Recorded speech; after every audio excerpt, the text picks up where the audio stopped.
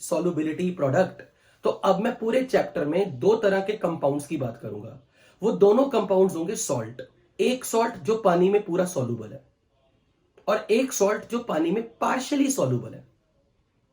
तो अभी मैं आपको कॉन्सेप्ट सिखाने लगा हूं। एक सॉल्ट है, उसको मैंने पानी में डाला जो कि फुली सॉल्युबल है, और एक सॉल्ट वो है जो पानी में मैंने डाला, मैंने उसके 2 मोल पानी में डाले, 2 मोल में से उसके लेट से 40% डिसॉल्व हो गए, 60% डिसॉल्व नहीं हुए।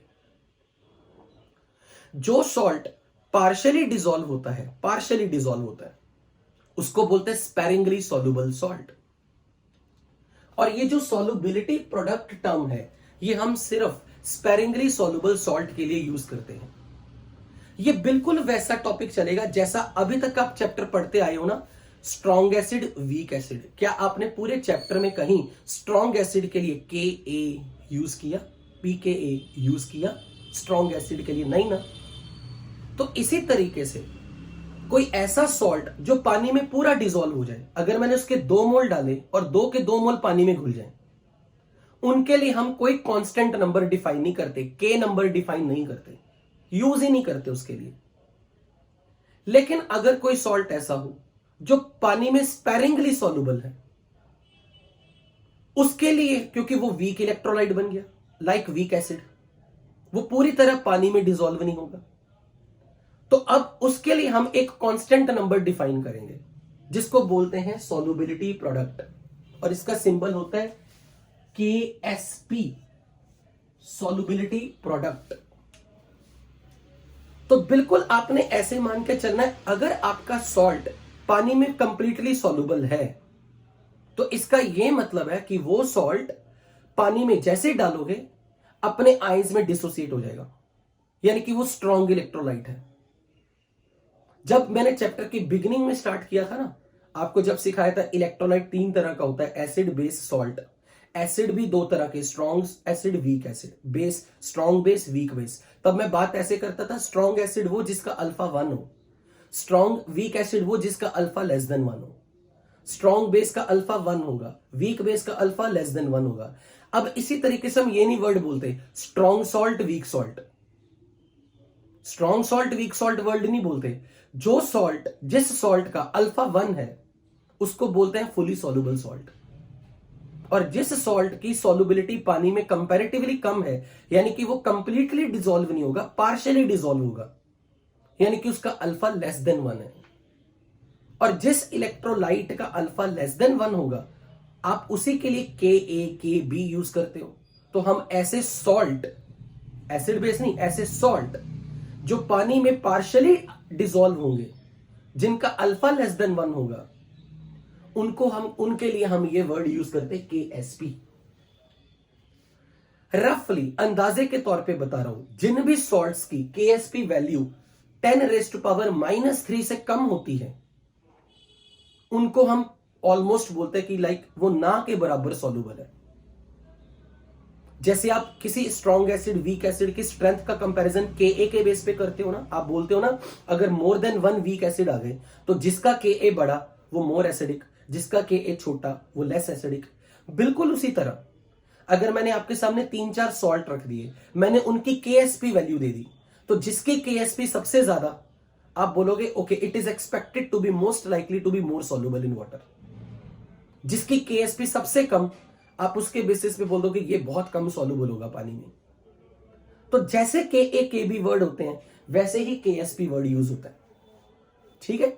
अच्छा, अब जब मैंने किसी सॉल्ट को पानी में डाला, आपने इसके 2 मोल लिए नमक के, सपोज नमक के 2 मोल लिए, पानी में डाले, चम्मच डाला, और हुआ क्या, नमक which is your solute, solid, when added in solvent, water, solvent के लिए मैं सिंबल क्या यूज करूंगा, L, liquid, it will completely dissociate into its ions.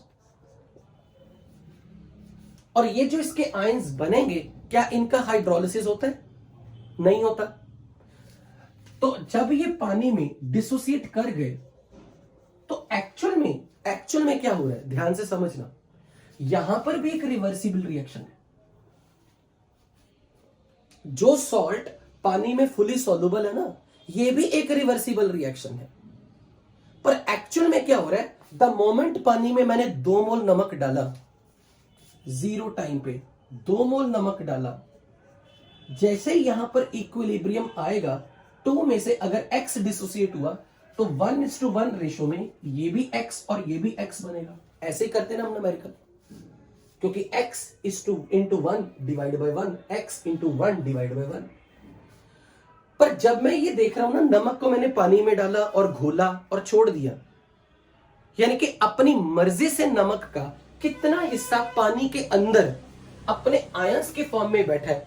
तो जब एक्सपेरिमेंटली चेक किया गया, ये नंबर कुछ ऐसा था, 1.99998, 1.99998, और ये आप समझ सकते हो कितना हो गया, 2 - x। अगर ये नंबर 1.99998 हो x की वैल्यू, तो आप बताओगे ये नंबर कितना होगा? 0.00002 समथिंग, ऐसा कुछ। और अगर मैं आपसे पूछूं कि इस रिएक्शन का इक्विलिब्रियम कांस्टेंट बताना है, तो this into this divide by this, अगर ये नंबर 1.99998 है और ये number this into this divide by 2 - x करना हो, तो इस k की वैल्यू आपको क्या लगती है, कितनी होगी? Very high, tending to infinity. ऐसे सॉल्ट को हम बोलते हैं फुली सॉल्युबल सॉल्ट। ऐसा नहीं है कि नमक का कुछ अमाउंट पानी में डिसॉल्व, सारा अमाउंट पानी में डिसॉल्व हो जाएगा। अगर नमक का कुछ अमाउंट पानी के अंदर है जो डिसॉल्व नहीं हुआ, लेकिन उसकी मात्रा इतनी कम है कि वो ऑलमोस्ट 2 × 10⁻⁵, 2 × 10⁻⁴, 2 × 10⁻⁶, मतलब ये नंबर इतना कम है। मैंने शायद, मतलब जब मैं ये बोल रहा हूं ना कि ये नंबर इतना कम है, इट इज टेंडिंग टू 0, इसका मतलब ये है नमक का जो हिस्सा आपने 2 मोल डाले थे पानी में, उसका कितना हिस्सा डिसॉल्व नहीं हुआ, that is almost 0 till it establish it's equilibrium. और जिन रिएक्शन का इक्विलिब्रियम कांस्टेंट इनफाइनाइट की तरफ अप्रोच कर रहा होता है, उनको हम दिखाते कैसे हैं? Like this. इसका मतलब मैंने आपको क्या मैसेज दिया? Every irreversible reaction in your opinion is actually a reversible reaction, but उसकी एक डायरेक्शन में जाने की टेंडेंसी, फॉरवर्ड जाने की टेंडेंसी बैकवर्ड से 1000 लाख करोड़ गुना ज्यादा है। आप ये नहीं कह सकते उसकी बैकवर्ड आने की टेंडेंसी परफेक्ट 0 है। आप ये बोलोगे उसकी बैकवर्ड आने की टेंडेंसी नेग्लिजिबली स्मॉल है, बट उसकी फॉरवर्ड जाने की टेंडेंसी ह्यूज है। इसलिए जब इस रिएक्शन में इक्विलिब्रियम आता है, तब तक ये सारा रिएक्टेंट ऑलमोस्ट 0 हो चुका होता है। अब देखो, आप बोलोगे सर जब आप इस नंबर को 0 ऑलमोस्ट बोल रहे हो, तो आप इसे काउंट ही क्यों कर रहे हो? क्यों? आपने जब इस पूरे चैप्टर में देखा, जब हम H+ की कंसेंट्रेशन वीक एसिड या वीक बेस की निकालते हैं, हमारे आंसर ऐसे नहीं आते 3 × 10⁻⁶, 2 × 10⁻⁸। पूरे चैप्टर में ज्यादातर सारे आंसर ऐसे आए हैं, तो वो भी तो 0 ही थे।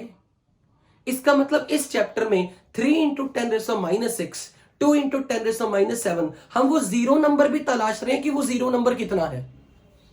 हम ये नहीं देख रहे 0.00 इज ऑलमोस्ट 0, हम ये भी देख रहे 0.00000003।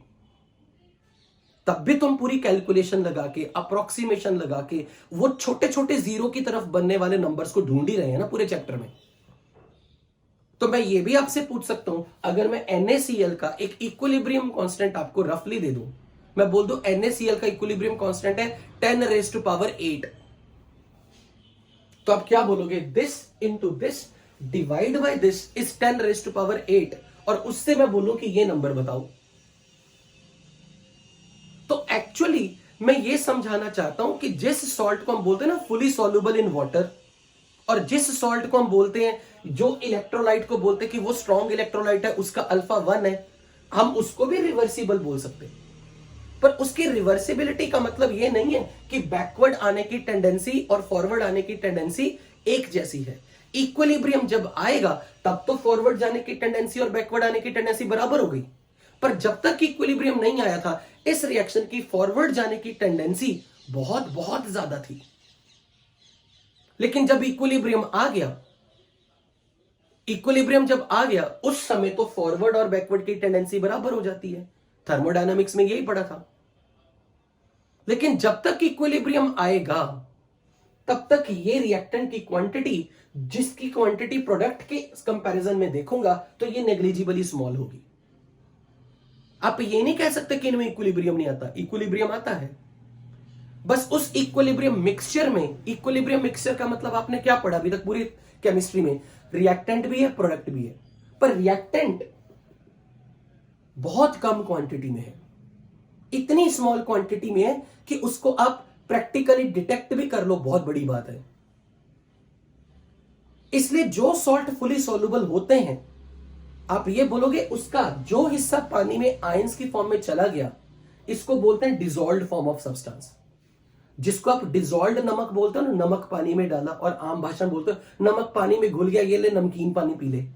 उस वक्त आप उस बंदे को नमकीन पानी जो पिला रहे हो, आप आयंस पिला रहे हो, क्योंकि नमक पानी में NaCl बन के नहीं बैठा, नमक पानी के अंदर जो घुल गया वो आयंस की फॉर्म में बैठा है।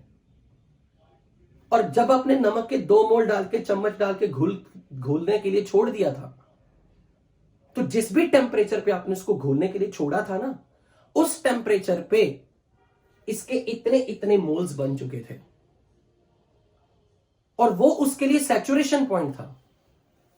सैचुरेशन पॉइंट का मतलब कि आपने जो गिवन क्वांटिटी डाली, 2 मोल डाले, उसमें से उसने अपनी मर्जी से कितने आयंस बनाने चाहे, और उसने अपनी मर्जी से कितने इनसॉल्युबल मतलब अनडिजॉल्व्ड को मतलब उस सॉल्ट ने अपनी मर्जी से कितने हिस्से को अनडिजॉल्व्ड रहने दिया। ये मेरे लिए बन गया उस समय का सैचुरेशन। आप जो एक सैचुरेशन होता है, आप ऐसे पढ़ते हो, ध्यान से सुनना, एक सैचुरेशन आप ऐसे पढ़ते हो, कैसे, ये देखना, पानी की फिक्स्ड क्वांटिटी में पहले 1 चम्मच सॉल्ट डाला, घोला, वो घुल गया, दूसरा चम्मच डाला, घोला, वो घुल गया, तीसरा चम्मच डाला, जब घोलने की कोशिश की तो अब वो घुलना बंद हो गया। आप बोलते हो हमारा सॉल्यूशन सैचुरेट हो गया, वो एक सैचुरेशन है, उसमें नहीं मैं कह रहा हूं, मैं कह रहा हूं हम सैचुरेशन इसको भी कहते हैं। आपने 1 मोल पानी में डाला सोल्यूट का, सॉल्ट की गिवन क्वांटिटी पानी में डाली, अब उसी टेम्परेचर पे, उस इंस्टेंट पे जब इक्विलिब्रियम आएगा, चम्मच में घोल दो, फिर छोड़ दो उसे, नेचुरली उस सॉल्यूशन के अंदर, उस पानी के अंदर, उस सॉल्ट के 1 मोल में से कितना हिस्सा आयंस की फॉर्म में रहेगा और उसका कितना हिस्सा अनआयनाइज्ड फॉर्म में रहेगा, इनके बीच का जो इक्विलिब्रियम एस्टेब्लिश होगा, that is basically saturation point. अब उस सॉल्ट की मर्जी है कि उसके कितने हिस्से ने आयंस में जाना है, और उस सॉल्ट की मर्जी है उसके कितने हिस्से ने आयंस में नहीं जाना। अब इसकी कितनी टेंडेंसी होगी कि अपने आप को आयंस की फॉर्म में भेजे, और इसकी कितनी टेंडेंसी है कि वो अपने आप को आयंस की फॉर्म में ना भेजे। ये जो नंबर है ना, एक्स नंबर, ये एक्स नंबर को हम बोलते हैं सॉल्युबिलिटी। ये x number is called solubility, किसकी, जितने मोल आपने डाले उसमें से कितने अमाउंट सॉल्यूशन में आयंस की फॉर्म में गया। और ये डिसॉल्व्ड फॉर्म और अनडिसॉल्व्ड फॉर्म का ये जो इक्विलिब्रियम एस्टेब्लिश हुआ है, मैं बोलूंगा it's is representing A saturation point. अब अगर मान लो कि यही मैंने एक स्पेरिंगली सॉल्युबल सॉल्ट लिया होता, like calcium carbonate, when dissolved in water, तो ये डिसोसिएट करके अपने आयंस में स्प्लिट होगा, calcium ion and carbonate ion.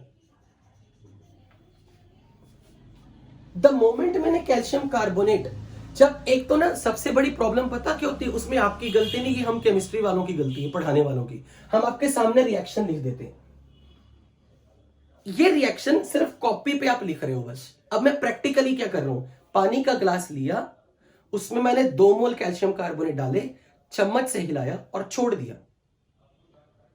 अब मैं जब 2 मोल पानी में मैंने डाले और छोड़ दिया, अब मैं वेट कर रहा हूं allow it to settle down, allow it to get dissolve, जितना डिजोल्व होना है एट द सेम टेम्परेचर। मैंने इसे गर्म नहीं करना, ठंडा नहीं करना, एट ए गिवन टेम्परेचर मुझे देखना है। अब मैं जब इसके 2 मोल डालता हूं तो ये अपनी मर्जी से इसका कुछ हिस्सा डिसोसिएट करेगा, और जो हिस्सा डिसोसिएट करेगा वो कहलाएगा इसकी सॉल्युबिलिटी। पर ये जो नंबर है y, इसके आधार पे इसके आयंस की कैलकुलेशन होगी। ये आयंस की फॉर्म में जितना अमाउंट आपके पास है, जितनी मोलैरिटी इस आयन की पानी में है, जितनी मोलैरिटी इस आयन की पानी में है, ये पूरा इस मैं बोलूंगा डिसॉल्व्ड फॉर्म ऑफ सब्सटेंस। इसको मैं ये भी लिख सकता हूं calcium carbonate aqueous.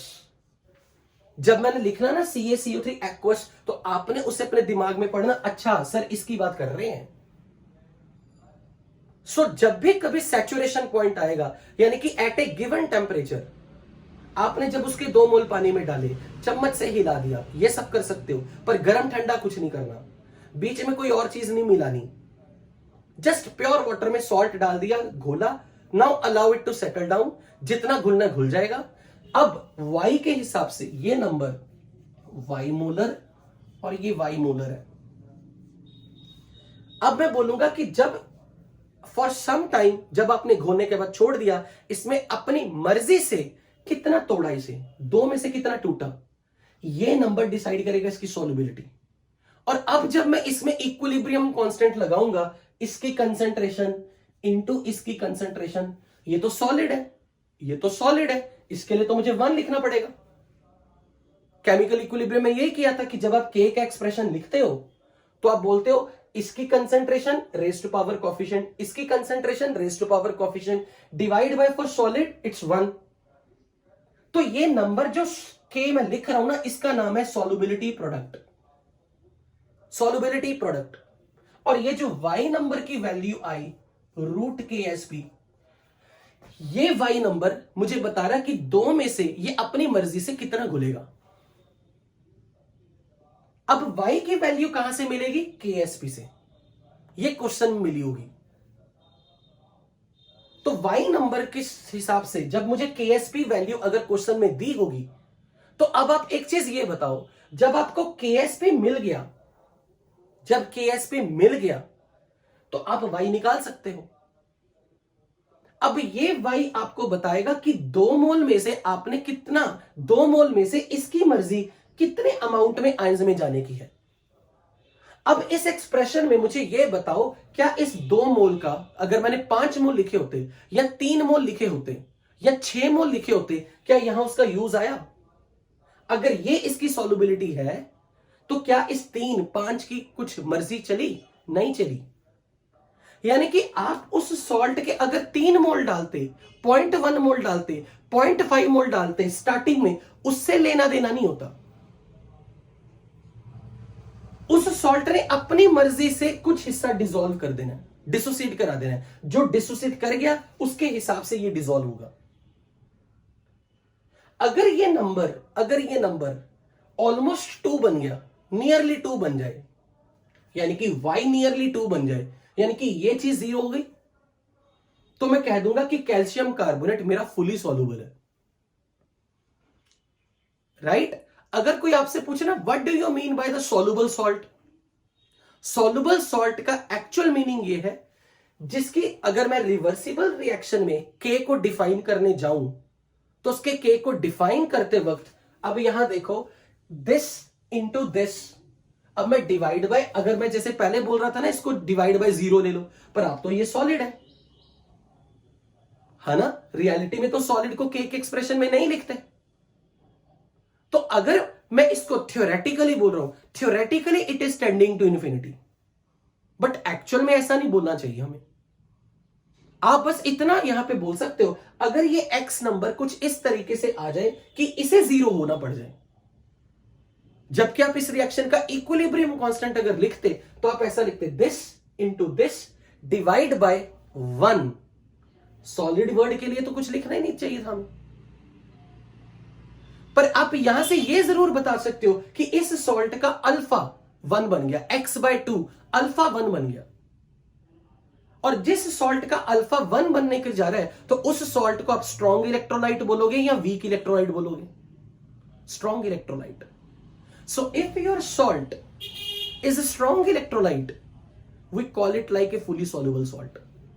And if your salt is a weak electrolyte, यानी कि ये Y नंबर 2 के बराबर नहीं है, तब मैं बोलूंगा कि आपका सॉल्ट पार्शियली सॉल्युबल है या स्पेरिंगली सॉल्युबल है. तो अगर किसी सॉल्ट को आप बोलना चाहते हो कि ये सॉल्ट ज्यादा सॉल्युबल है, ये सॉल्ट कम सॉल्युबल है, तो उसका ये मतलब है कि आपने अगर उसको किसी भी क्वांटिटी में लिया, उसका ये जो अमाउंट डिसोसिएट करेगा, this number will be nearly close to the amount जितना आप डाल रहे हो. खुद बोलो, अगर अल्फा 1 बनाना हो, y/2 इज अल्फा ना. अगर अल्फा 1 बनाना हो, इसका मतलब क्या है कि y की वैल्यू 2 हो. यानी कि अगर आपने इनिशियली इसके 3 मोल लिए तो आप चाहते हो कि y 3 हो जाए. So the point of discussion is कि एक सॉल्ट फुली सॉल्युबल है, एक सॉल्ट पार्शियली सॉल्युबल है. सारी गेम उसके अल्फा की है. अब वो जो अल्फा बोल रहे हो ना आप, ये जो जिस नंबर को मैंने अल्फा बोला, ये आपने गिवन क्वांटिटी तो पानी में डाल दी इनिशियली, पर ये जो अमाउंट है y, ये y की कैलकुलेशन KSP पे चलेगी और इस y की वैल्यू का संबंध सिर्फ KSP के साथ है. और KSP depends on Ka, Kb, KSP, Kp, Kc depends on temperature. That is how you can say why solubility depend on temperature. क्योंकि ये जो नंबर y है, इसी का नाम है solubility. इसलिए हम बोलते हैं कि why solubility of a substance depend on temperature. Because उसकी solubility का संबंध y number which is called solubility, उसका संबंध KSB के साथ है. अब आपने कई बार ऐसे भी पढ़े होंगे चीजें कि जो सॉल्ट पानी में डिसॉल्व करता है, कई बार आपने ऐसा भी देखा होगा, एक ऐसा सॉल्ट है पानी में डिसॉल्व कर रहे हो, रूम टेम्परेचर पे नहीं घुल रहा, पर जब उसको गर्म कर दिया पानी को, उसकी सॉल्युबिलिटी बढ़ गई. और कई सॉल्ट ऐसे भी होते हैं जो पानी में डालो, घुल रहे हैं, नहीं घुल रहे अच्छे से, पर उनको फ्रिज में रख दो, घुल जाएगा. यानी कि कुछ सॉल्ट्स रूम टेम्परेचर पे नहीं घुल रहे, पर उनकी सॉल्युबिलिटी टेम्परेचर बढ़ाने से ज्यादा बढ़ रही है. और कुछ सॉल्ट ऐसी हैं जिनकी सॉल्युबिलिटी टेम्परेचर को घटाने से ज्यादा सॉल्युबल होगी. 95% केसेस में, 90 to 95% केसेस में हमारी दुनिया में जो डेली लाइफ में हम सॉल्ट यूज करते हैं, वो सॉल्ट है टेम्परेचर बढ़ाने से जिनकी सॉल्युबिलिटी बढ़ती है, गर्म करने से सॉल्युबिलिटी बढ़ती है. लेकिन कुछ सॉल्ट ऐसे भी हैं जो रेयरली हम यूज करते हैं, जिनकी सॉल्युबिलिटी टेम्परेचर घटाने से बढ़ती है. अब एक बात बताओ, जब मैंने आपको बोला कि मैंने सॉल्युबिलिटी को बढ़ाना है, सॉल्युबिलिटी को घटाना है, तो भैया ये y नंबर सॉल्युबिलिटी है, ये y नंबर सॉल्युबिलिटी है. अब आपको अगर कोई बोले कि सॉल्युबिलिटी बढ़ाओ, इसका मतलब KSP बढ़ाओ,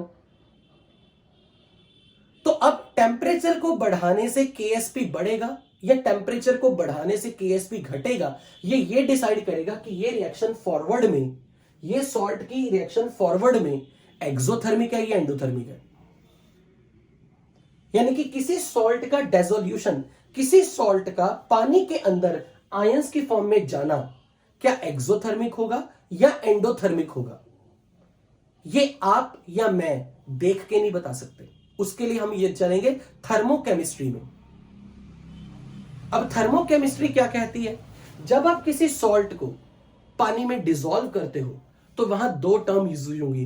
पहले तो सॉल्ट को उसके आयंस में अलग करो, और केमिकल बॉन्डिंग पार्ट 5 में आपने पढ़ा था, जब हम किसी सब्सटेंस के एक मोल को उसके आयंस में स्प्लिट करते हैं, तो आयंस को स्प्लिट करने के लिए, सॉलिड से उसके आयंस को तोड़ने के लिए उसका क्रिस्टल लैटिस तोड़ना पड़ेगा.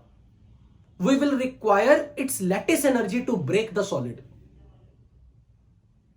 यानी कि जब हम किसी सॉल्ट की सॉल्युबिलिटी की बात करेंगे तो उसकी जो टोटल एंथैल्पी ऑफ डेसोल्यूशन होगी, उसका एक कंपोनेंट है लैटिस एनर्जी, जो कि एंडोथर्मिक पार्ट है.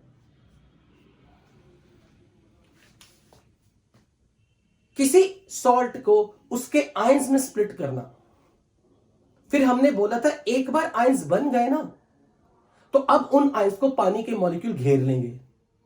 जैसे केटायन पानी में गया, it will be surrounded by solvent molecule, ion dipole attraction होगी, एनर्जी रिलीज होगी, which is called hydration energy of its ions. यानी कि पहले सॉल्ट को पानी में डाला, सॉल्ट अपने आयंस में स्प्लिट हुआ, जैसे आयंस बने उनके सराउंडिंग में पानी है, पानी ने आके उनको पकड़ा और पानी ने आके आयंस को स्टेबलाइज करना शुरू कर दिया, एनर्जी रिलीज हुई, तब जाके ये एक्वस एक्वस बना। इस एक्वस एक्वस का मतलब क्या है? Water molecule is stabilising it. तो उस वक्त यहां पे हाइड्रेशन एनर्जी केटायन की और हाइड्रेशन एनर्जी एनायन की, एनायन की हाइड्रेशन एनर्जी, केटायन की हाइड्रेशन एनर्जी, ये पार्ट एक्सोथर्मिक था, नेगेटिव, ये पार्ट पॉजिटिव। अब ओवरऑल ये प्रोसेस फॉरवर्ड में एक्सोथर्मिक होगी या एंडोथर्मिक होगी, ये इन तीन टर्म के सम का टोटल साइन डिसाइड करेगा। अब अगर किसी की हाइड्रेशन एनर्जी ज्यादा है, यानी कि negative part is dominating but lattice energy part is less dominating, यानी कि पॉजिटिव पार्ट कम है पर नेगेटिव पार्ट बड़ा है, तो ओवरऑल डेल्टा एच डेसोल्यूशन क्या बन गया आपके लिए? एक्सोथर्मिक। उस केस में आप बोलोगे कि ये सोल्यूशन फॉरवर्ड में इस सॉल्ट की पानी में डेसोल्यूशन एक्सोथर्मिक होगी। मैं आपको एग्जांपल दूं, आप मुझे एक बात बताओगे, डेली लाइफ में जरा सोच के बताना, आपने कभी कोई ऐसा सॉल्ट देखा जिसको पानी में डाला और धुएं निकले? बड़ा कॉमन लाइफ में एग्जांपल है, बहुत डेली लाइफ में यूज किया है। एक बच्चे ने बहुत अच्छा आंसर दिया, अनमोल, बिल्कुल मजा ही आ गया। चूना, चूना पाउडर, जो सफेदियां नहीं करते व्हाइट वॉश वाले। टफ एग्जांपल मत दिया करो, ड्राई आइस तो हम कभी डेली लाइफ में यूज ही नहीं करते। इतने टफ एग्जांपल ना दो, आसान आसान से दिया करो, तब साइंस मजेदार होती है।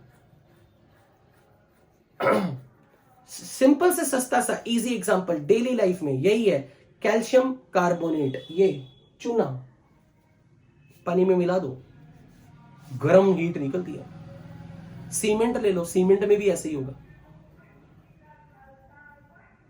तो ये जो सॉल्ट्स होते हैं, कुछ ऐसे सॉल्ट जिनको पानी में डाला हो, फुश, हीट निकलती है।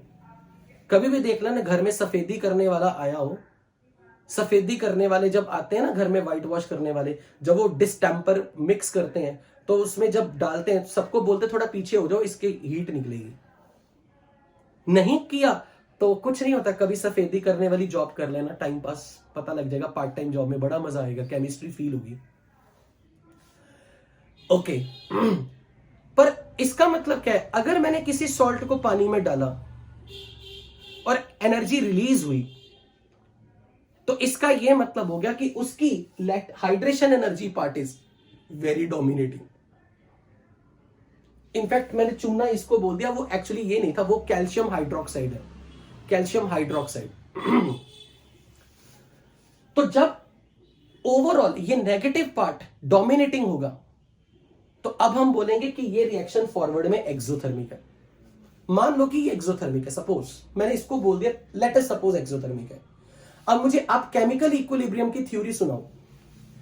एक्सोथर्मिक रिएक्शन में टेम्परेचर को बढ़ने से रिएक्शन कहां जाती थी, फॉरवर्ड या बैकवर्ड? एक्सोथर्मिक रिएक्शन हो, टेम्परेचर को बढ़ाया तो इक्विलिब्रियम बैकवर्ड शिफ्ट होता था। क्यों?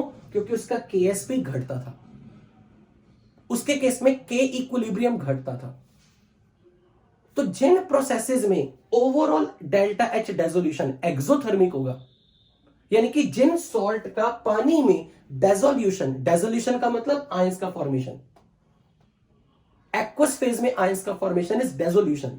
अगर ये प्रोसेस फॉरवर्ड में एक्सोथर्मिक है तो टेम्परेचर को अगर आप बढ़ाओगे तो उसका के घटेगा, और अगर के घटेगा तो वाई घटेगा। वाई घटने का मतलब क्या हुआ? वाई घटने का मतलब क्या हुआ कि इसकी टेंडेंसी आयंस में जाने की है या नहीं जाने की है। अगर ये वाई नंबर घटा तो इसकी टेंडेंसी पानी में जाने की नहीं है, यानी कि ये रिएक्शन बैकवर्ड में गई। तो मैं बोलूंगा मेरे कंपाउंड की सॉल्युबिलिटी पानी में टेम्परेचर बढ़ाने पे घट जाएगी। इसका मतलब ये हो गया, ध्यान से समझना, बड़ा इंटरेस्टिंग कंक्लूजन मैं इनऑर्गेनिक से रिलेट कर रहा हूं।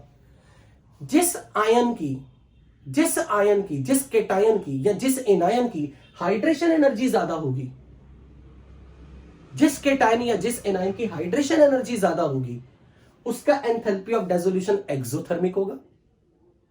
ऐसे सॉल्ट्स की सॉल्युबिलिटी टेम्परेचर को बढ़ाने से घटेगी। But maximum most of the cases में, ज्यादातर केसेस में जो सॉल्ट होते हैं उनका लैटिस एनर्जी वाला पार्ट डोमिनेटिंग होता है।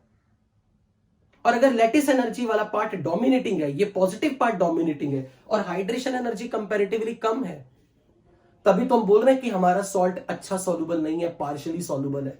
पार्शियली सॉल्युबल सॉल्ट्स ज्यादातर वही हैं जिनकी नेट डेल्टा डिसोल्यूशन एंडोथर्मिक है, इनकी एंथैल्पी ऑफ मिक्सिंग एंडोथर्मिक है। इसको एंथैल्पी ऑफ मिक्सिंग भी कहते हैं। अब अगर ये एंडोथर्मिक बन गया, यानी कि lattice energy is dominating over hydrogen energy, तो अब बताओ, जब ये प्रोसेस एंडोथर्मिक हो गई, तो एंडोथर्मिक प्रोसेस में टेम्परेचर को बढ़ाने से what will happen to K value will increase. K value increase का मतलब Y will increase. Y will increase का मतलब क्या, किसकी फॉरवर्ड जाने की टेंडेंसी बढ़ेगी, और फॉरवर्ड जाने में मैं बोलूंगा मेरे सॉल्ट की सॉल्युबिलिटी बढ़ गई, क्योंकि ये जो वाई नंबर है this is called solubility. Alpha solubility नहीं है, वाई नंबर सॉल्युबिलिटी है।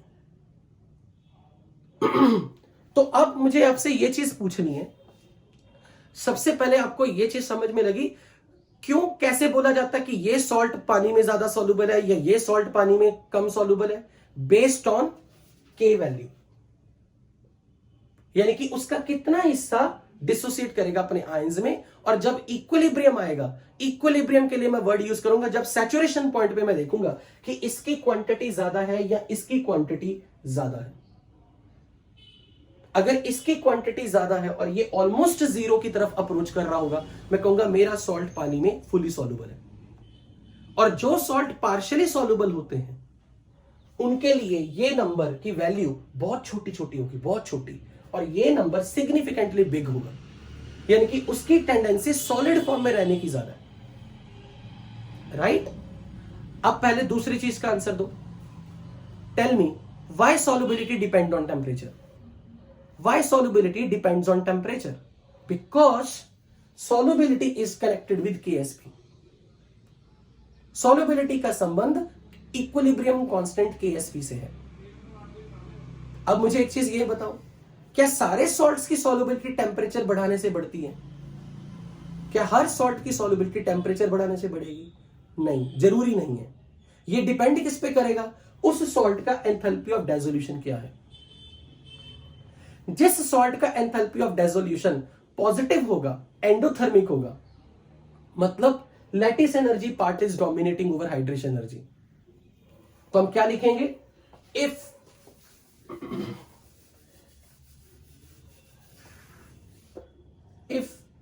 Enthalpy of dissolution is positive, that is lattice energy magnitude wise is more than hydration energy, then solubility will dash with dash in temperature। और मैं इस dash में लिखना चाहता हूं increases। तो यहां पर क्या लिखोगे? जिस सब्सटेंस की एंथैल्पी ऑफ डिसोल्यूशन एंडोथर्मिक है, delta H is positive, endothermic. Endothermic reaction में टेम्परेचर बढ़ाने से KSP बढ़ेगा। KSP बढ़ेगा मतलब Y बढ़ेगा, Y बढ़ेगा मतलब सॉल्युबिलिटी बढ़ेगी, so increases. So solubility is proportional to temperature for solute whose enthalpy of mixing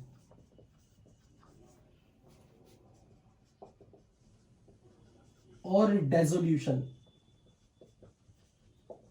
is endothermic।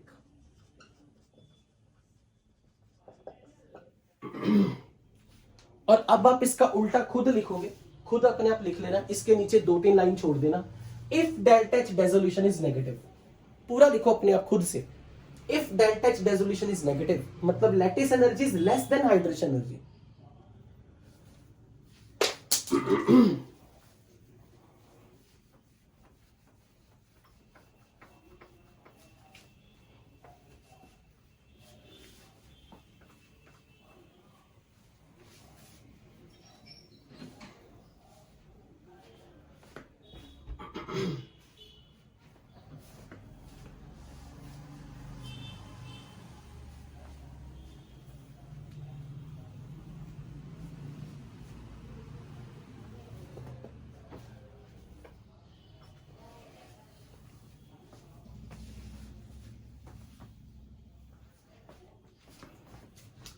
लिखा, done.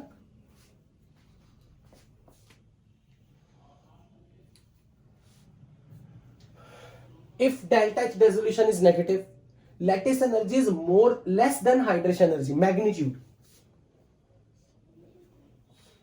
Solubility will decrease with increase in temperature, solubility. So enthalpy of dissolution, which is lattice energy plus hydration energy.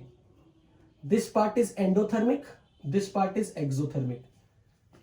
If it is negative, matlab magnitude of hydration energy is more than lattice energy, then such substances, for such solutes, on increasing the temperature, solubility decreases as Ksp decreases with increase in temperature.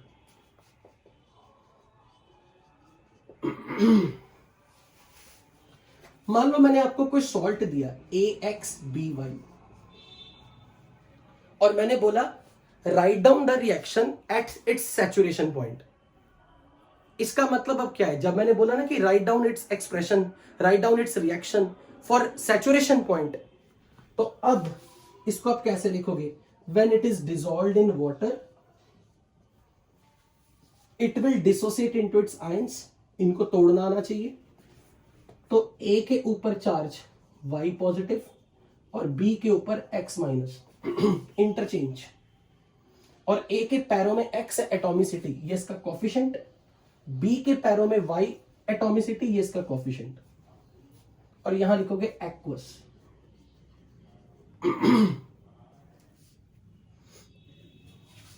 जब भी कभी मैंने आपसे बोला write down the expression for saturation, मतलब a given quantity of solute is dissolved in given quantity of solvent and its ions are formed. तो अब अगर कोई मुझे ये कहेगा ना, मैंने इसकी इनिशियली ए अमाउंट पानी में मिलाया, ए मोल पर लीटर इसकी कंसेंट्रेशन रखी, तो जब इसका सैचुरेशन पॉइंट आएगा, जब ये अपना इक्विलिब्रियम एस्टेब्लिश करेगा between dissolved form as well as undissolved form में, उस टाइम तक इसकी मैक्सिमम अगर एस अमाउंट डिसोसिएट कर गया, तो मुझे बताओ यहां क्या क्या रहेगा? इसकी मोलैरिटी क्या आएगी, इसकी मोलैरिटी क्या आएगी? इसकी आएगी x इंटू एस, इसकी y इंटू एस। तो अगर मैंने बोला यहां का इक्विलिब्रियम कांस्टेंट डिफाइन करो, KSP डिफाइन करो, तो KSP will be defined as concentration of AY positive ions raised to power its coefficient X, concentration of BY negative raised to power its coefficient BX negative ions raised to power coefficient X, तो ये बन जाएगा XS raised to power X, YS raised to power Y, तो ये बनेगा X raised to power X, y raised to power y, s raised to power x plus y। ये तो mathematics करनी आती ना, xs raised to power x, ys raised to power y, तो x raised to power x, y raised to power y और s raised to power x plus y। This expression is called solubility product। ये number जितना बड़ा होगा, हमें किसमें interest है, हमें s फाइंड करना है। अगर मुझे s की वैल्यू चाहिए तो s की वैल्यू आएगी KSP upon x raise to power x y raise to power y का सम रूट, क्योंकि ये s की वैल्यू मुझे चाहिए इस सॉल्युबिलिटी की, और उस सॉल्युबिलिटी की वैल्यू में आपने कितने मोल पानी में डाले एट ए गिवन टेम्परेचर, इससे कोई लेना देना ही नहीं है। अगर आप 2 मोल डालोगे तो भी उसने एक पर्टिकुलर नंबर टूटना है, अगर आप 3 मोल डालोगे तो भी ये नंबर जो डिसॉल्व होगा, ये अमाउंट जो डिसॉल्व होगा आयनाइज होगा, उससे कोई लेना देना नहीं, क्योंकि ये सॉलिड है और सॉलिड का टर्म इक्विलिब्रियम कांस्टेंट में हमने नीचे 1 बनाया हुआ उसकी एक्टिविटी को। अब मान लो मैंने आपको इस सॉल्ट की ये नहीं बताया कि लैटिस एनर्जी कितनी है, हाइड्रेशन एनर्जी कितनी, मैंने नहीं बताया, और मैंने आपसे सीधा पूछ लिया बताओ टेम्परेचर बढ़ने से इसकी सॉल्युबिलिटी बढ़ेगी या घटेगी, तब आपने जो एक गैस वर्क लगाना है, वो गैस वर्क क्या है, ये रिएक्शन बैकवर्ड में एक्सोथर्मिक है। बता सकते हो क्यों ये रिएक्शन बैकवर्ड में एक्सोथर्मिक क्यों है? क्या रीजन होगा इसके बैकवर्ड में एक्सोथर्मिक होने का? क्योंकि opposite charge ions are attracting. Oppositely charge ions जब अट्रैक्ट होंगे तो एनर्जी रिलीज होगी, यानी कि इससे ये बनते वक्त एनर्जी रिलीज हो रही है, तो बैकवर्ड रिएक्शन इज एक्सोथर्मिक, और हमें किससे मतलब है, फॉरवर्ड डायरेक्शन। फॉरवर्ड डायरेक्शन में इट इज फिर क्या होगी, एंडोथर्मिक। जब तक आपको कुछ और डाटा नहीं दिया तब तक आप इस लॉजिक से चलोगे, हर बार नहीं। इसलिए अगर मैंने आपसे ऐसे बोला कि ये रिएक्शन को मैंने सीधा बिना कोई डाटा दिए आपसे पूछ लिया, तो मतलब आप उसमें एक गैस वर्क लगा रहे हो। Most likely backward reaction exothermic होनी चाहिए, यानी कि फॉरवर्ड रिएक्शन एंडोथर्मिक है। तो अब अगर फॉरवर्ड रिएक्शन एंडोथर्मिक है तो मुझे यह बताओ, अगर ये फॉरवर्ड रिएक्शन एंडोथर्मिक है तो फिर मुझे यह बताओ टेम्परेचर बढ़ाने से सॉल्युबिलिटी क्या होगी। अगर फॉरवर्ड रिएक्शन एंडोथर्मिक हो, टेम्परेचर बढ़ने से सॉल्युबिलिटी बढ़ेगी, यानी कि रिएक्शन फॉरवर्ड में जाएगी, राइट? ये आप मोस्ट लाइकली एक गेस वर्क के बेसिस पे बोलोगे जब तक आपको सवाल में कोई और डाटा नहीं दिया। अगर उन्होंने आपको बोल दिया enthalpy of dissolution is -40 kilojoule पर मोल, तब आपको हिंट मिल गया कि ये सॉल्ट एक्सोथर्मिक इसकी मिक्सिंग है। अगर बोल दिया इस सॉल्ट का enthalpy of dissolution, hydration energy नहीं बोल रहा हूं, लैटिस एनर्जी नहीं बोल रहा हूं, उसका टोटल बोल रहा हूं, एंथैल्पी ऑफ डिसोल्यूशन अगर दे दिया +40, यानी कि उस सॉल्ट की ओवरऑल डिसोल्यूशन एंडोथर्मिक है, तो ऐसे केस में उस सॉल्ट की सॉल्युबिलिटी टेम्परेचर बढ़ाने से बढ़ेगी। बट जब तक हमें कुछ नहीं दिया होता, हम मोस्ट लाइकली यही गैस लगाते हैं कि किसी भी सॉल्ट का डिसोल्यूशन एंडोथर्मिक है फॉरवर्ड में, क्योंकि उसकी बैकवर्ड डायरेक्शन में एक्सोथर्मिक है। हालांकि हर बार हमें ऐसा नहीं बोलना चाहिए। नाउ क्वेश्चन किस तरह के आते हैं,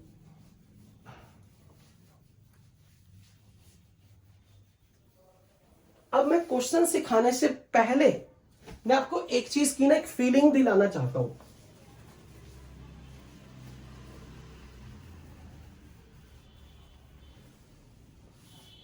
ध्यान से समझना एक्चुअल में चीजें कैसे होती हैं। किसी सॉल्ट को पानी में डालना तो बड़ा आसान है, पानी में डाला और देखा कितना घुल गया। एक चीज ध्यान से देखना, मान लो मैंने कोई सॉल्ट लिया कैल्शियम कार्बोनेट, ये आप कॉपी पे लिख रहे हो पहले कि कैल्शियम कार्बोनेट किसी भी गिवन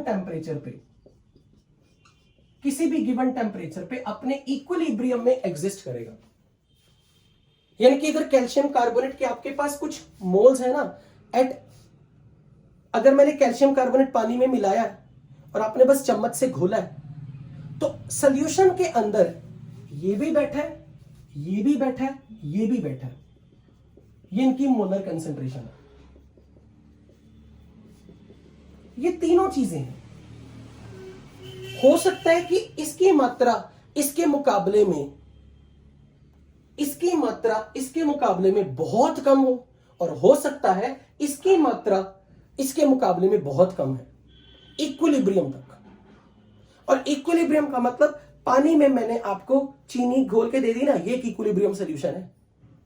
कुछ अलग नहीं होता इक्विलिब्रियम आने के लिए पहले वेट करनी पड़ती है 1 घंटा 2 घंटे, नहीं नहीं नहीं नहीं। नेचुरली सॉल्ट का कितना अमाउंट पानी में डिसॉल्व हुआ, चम्मच घोल सकते हो, उसको नहीं हम मानते नेचुरली। मतलब उसकी अपनी मर्जी से, बिना आपने कोई केमिकल डाले उसकी सॉल्युबिलिटी को बढ़ाया नहीं है, बिना टेम्परेचर की गेम खेले आपने उसकी सॉल्युबिलिटी को टच नहीं किया।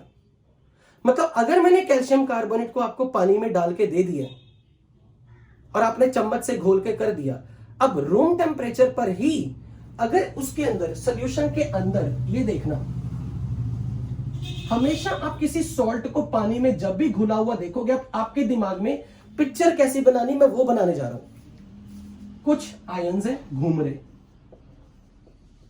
कुछ एनायंस घूम रहे और कुछ सॉलिड है।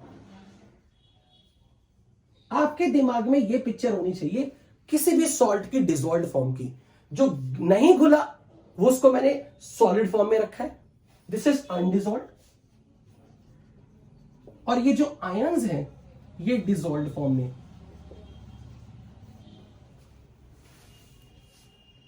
ठीक है, अब हो ये रहा है ध्यान से समझना। फर्स्ट मतलब every time when I am saying aqueous solution of a salt, तो आपके दिमाग में एकदम इमेज होनी चाहिए salt which is not dissolved and its ions which are dissolved and there is an equilibrium between them. अब dissolved form ज्यादा है या फिर अनडिसॉल्व्ड फॉर्म ज्यादा है, ये कौन डिसाइड करेगा? एस की कैलकुलेशन। ये एस की कैलकुलेशन डिसाइड करेगी, या ये केएसपी नंबर पे डिपेंडेंट है कि dissolved form ions form solution में मेजॉरिटी में है या अनडिसॉल्व्ड फॉर्म। मैक्सिमम टाइम हम डेली लाइफ में क्या करते हैं, हम पानी लेते हैं, खाली पानी, और उसमें हम कोई सॉल्ट मिला देते हैं। मैक्सिमम टाइम हम डेली चीज लाइफ में पानी में कुछ मिलाते हैं। लेकिन जब आप पानी में कुछ मिला रहे हो ना, ये सॉल्ट अगर स्पेरिंगली सॉल्युबल सॉल्ट है, तो जीरो टाइम पे द इंस्टेंट आपने डाला उस वक्त आयंस जरा भी नहीं थे, जीरो थे, बिल्कुल ही जीरो। और सॉल्ट को अपने आयंस में जाना है और आयंस को भी अपने सॉल्ट में आना है, क्योंकि दोनों प्रोसेसेस होंगी। यानी कि इक्विलिब्रियम आने तक ऐसा होना चाहिए, सपोज ये आयंस की पॉपुलेशन है, ये अनडिसॉल्व्ड सॉल्ट की पॉपुलेशन है। मान लो ये अनडिसॉल्व्ड सॉल्ट की पॉपुलेशन इतनी है और आयंस की पॉपुलेशन इतनी है। ये ऐसी आइडियल सिचुएशन होनी चाहिए हर समय। अब जिस मोमेंट पे आपने सॉल्ट पानी में डाला ना, ये आयंस जो इतने होने चाहिए थे ये जीरो थे, जीरो, ये जीरो थे। इसलिए अब जब सैचुरेशन पॉइंट आएगा या इक्विलिब्रियम आएगा, ऑटोमेटिकली ये अनडिसॉल्व्ड वाला अब इसके कंपैरिजन में डिसॉल्व्ड आयंस के कंपैरिजन में सिग्निफिकेंटली हाई हो गया, क्योंकि ये जीरो हो गया। तो अब ये कुछ घटेगा, ये बढ़ेगा, अब ये कुछ घटेगा, ये बढ़ेगा, पर ये घट के जीरो नहीं होगा, घटेगा, ये बढ़ेगा, इसकी कुछ ना कुछ पॉपुलेशन वही होगी जो उस सैचुरेशन पॉइंट पे आनी चाहिए थी। मैक्सिमम टाइम आप ऐसा करते हो जब भी सॉल्ट पानी में मिलाते हो, तो उस वक्त आपने उसके आयंस को तो जीरो कर दिया हुआ था। जीरो टाइम पे सॉल्यूशन में आयंस थे ही नहीं, इसलिए जब सॉल्ट पानी में जाएगा उसको आयंस बनाने के लिए इस अनडिसॉल्व्ड फॉर्म को टूटना पड़ेगा अपने आयंस में। यानी कि इनिशियली अगर मैंने पानी के अंदर सिर्फ सॉल्ट मिलाया अनडिसॉल्व्ड, उस वक्त आयंस है ही नहीं है, जबकि सॉल्यूशन की मर्जी क्या है? सॉल्यूशन की मर्जी है आयंस इस पॉपुलेशन में हो सपोज, और अनडिसॉल्व्ड सॉल्ट इस पॉपुलेशन में हो। पर आपने जब पानी में सॉल्ट मिलाया तो ये तो सिग्निफिकेंटली हाई था, आयंस जीरो थे, पर सॉल्यूशन को आयंस भी चाहिए, अनडिसॉल्व्ड सॉल्ट दोनों चाहिए। तो आपने अनडिसॉल्व्ड सॉल्ट को जो आपने मिलाया जीरो टाइम पे, इसको घटना पड़ेगा और आयंस को बढ़ना पड़ेगा। ये ऐसे घट रहा है, सपोज ये ऐसे घट रहा है और ये तुरंत फास्ट फास्ट फास्ट फास्ट बढ़ रहा है। अगर ये तुरंत फास्ट फास्ट फास्ट फास्ट बढ़ रहा है और ये धीरे धीरे घट रहा है, तो एक टाइम पे जाके इसके घटने की रफ्तार और उसके फास्ट फास्ट बढ़ने की रफ्तार बराबर हो जाएगी, कांस्टेंट हो जाएगी। अब मैं बोलूंगा इक्विलिब्रियम आ गया। लेकिन उल्टा भी हो सकता है। ये तो एक्सपेरिमेंट हम बड़ी इजीली दिमाग हमारा कैच करता है, क्योंकि हम डेली लाइफ में सब कुछ ये करते हैं। मान लो मैं एज ए स्टूडेंट एक एक्सपेरिमेंट परफॉर्म कर रहा हूं जिसमें मैंने ए कोई केमिकल है और बी कोई केमिकल है, फुली सॉल्युबल केमिकल, यानी कि इसका अल्फा 1 इसका अल्फा 1, ये मिल के सी और डी बना रहे, और डी फुली सॉल्युबल है। अब सी ये पार्शियली सॉल्युबल है।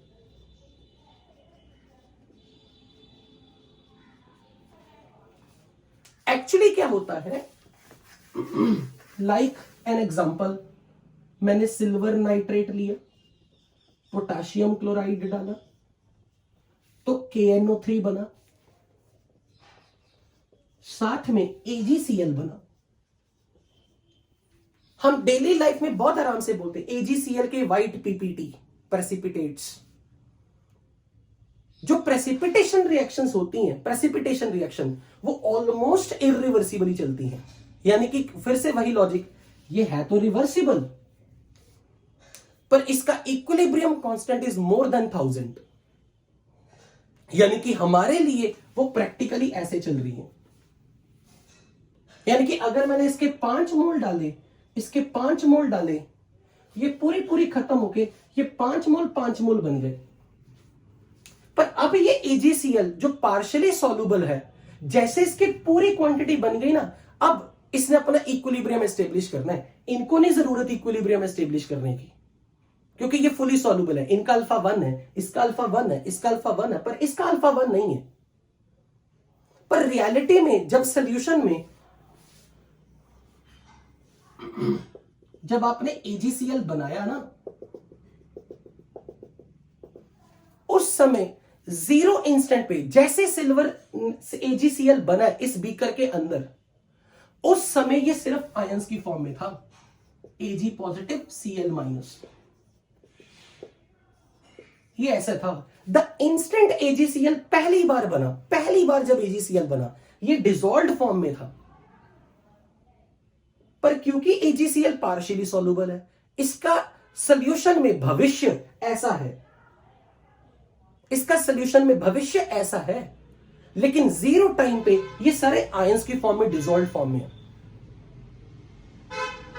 तो तुरंत सिचुएशन क्या आएगी, तुरंत अपने आप। अब की बार आपने क्या किया, सपोज ये आयंस है, ये आयंस इतने होने चाहिए, सो अनडिसॉल्व्ड सॉल्ट इतना होना चाहिए, पर आपका अनडिसॉल्व्ड फॉर्म तो है ही नहीं है, आपने अनडिसॉल्व्ड 0 कर दी हुई है। तो अब इस आयंस को अपनी पॉपुलेशन घटानी पड़ेगी, अनडिसॉल्व्ड को बनना पड़ेगा।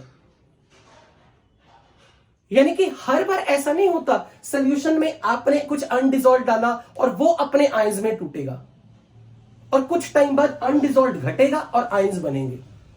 कई बार ऐसी सिचुएशन भी होती है, सॉल्यूशन में 0 इंस्टेंट पे सिर्फ सॉल्ट के, जो कि स्पेरिंगली सॉल्युबल है, उसके आयंस ही आयंस बने,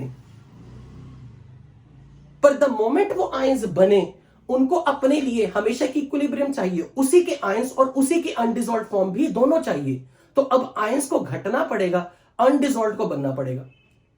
और जब आप बोल रहे हो ना आयंस को घटाओ और अनडिसॉल्व्ड बनाओ, इसका मतलब सॉल्यूशन में PPT बनाओ, सॉल्यूशन में प्रेसिपिटेट बनते नजर आएंगे।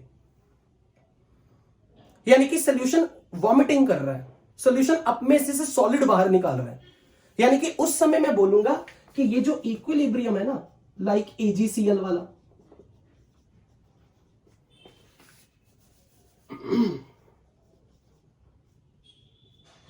मैं बोलूंगा 0 इंस्टेंट पे जब सिर्फ आयंस बने थे, सिर्फ आयंस, तो अगर मैं सिर्फ आयंस देख रहा हूं और ये है ही नहीं, उस वक्त इस रिएक्शन की बैकवर्ड जाने की टेंडेंसी ट्रिमेंडसली हाई है।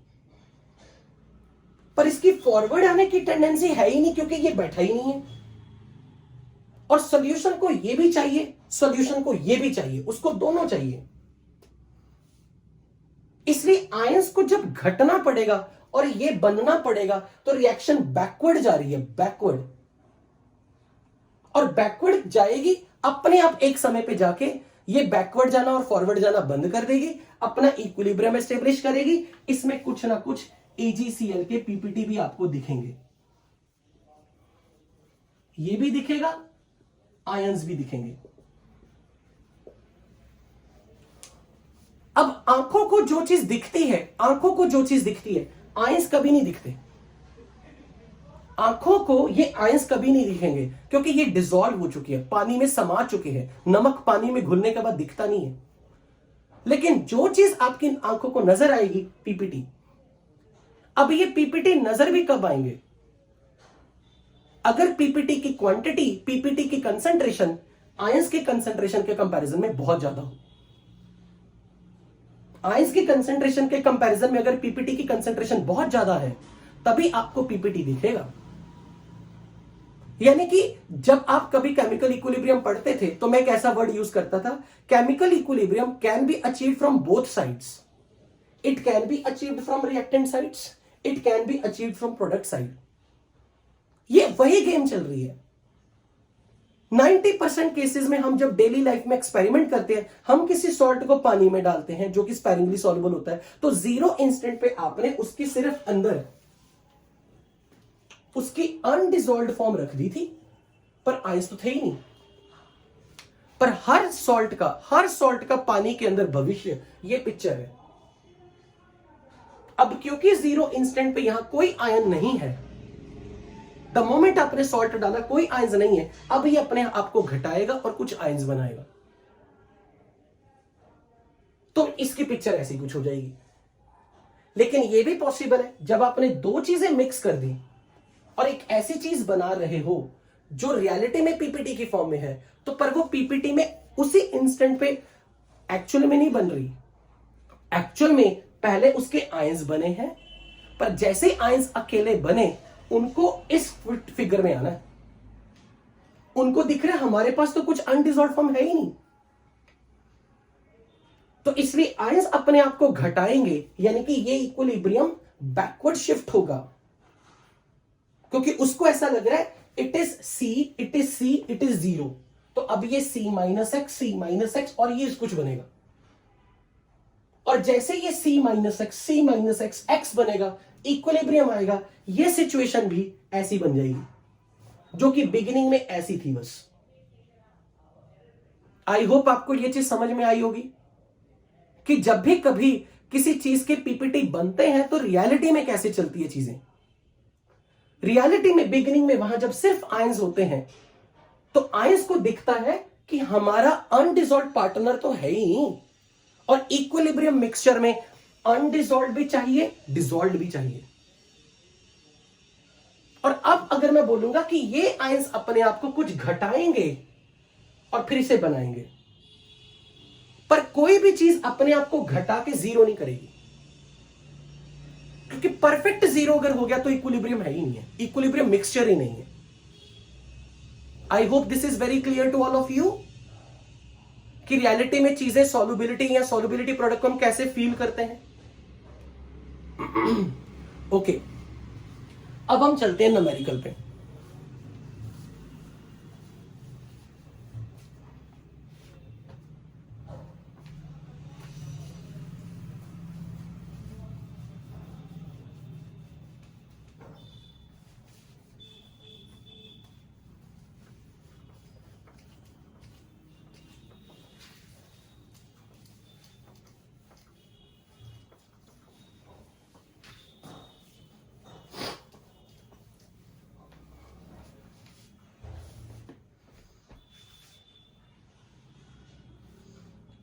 तो अब जब भी हम कोई सवाल करेंगे, आपका अल्टीमेटली उद्देश्य किसी भी सॉल्ट का उस समय का पिक्चर माइंड में क्रिएट करना है जिस समय सॉल्ट में अनडिजॉल्व्ड form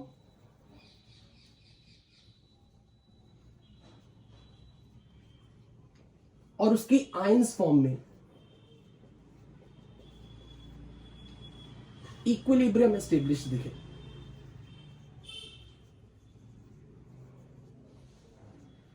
this is dissolved form and undissolved form. At a given temperature. तो अब हम न्यूमेरिकल स्टार्ट करते हैं, टाइप 1 एंड टाइप 2 न्यूमेरिकल, जो आपको बिल्कुल रद्दी टाइप के लगेंगे, बड़े लड्डू टाइप के लगेंगे और आपको बड़ा मजा आएगा। मान लो इसमें क्वेश्चन क्या होगा, क्वेश्चन ऐसे दिया होगा, to find molar solubility and type 2 का न्यूमेरिकल टू फाइंड केएसपी। मान लो मैंने आपको क्वेश्चन में दे दिया 2 × 10⁻³ मोल of PbCl2 is present in 2 liter solution at saturation.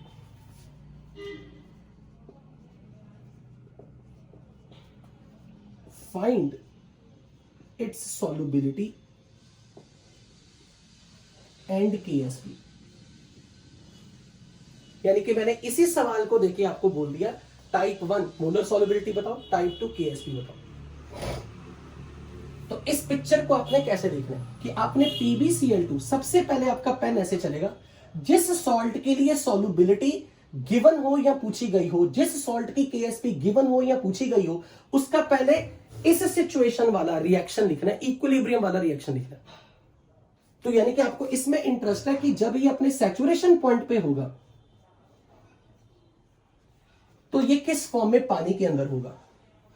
Pb lead 2+ ions plus 2Cl- ion.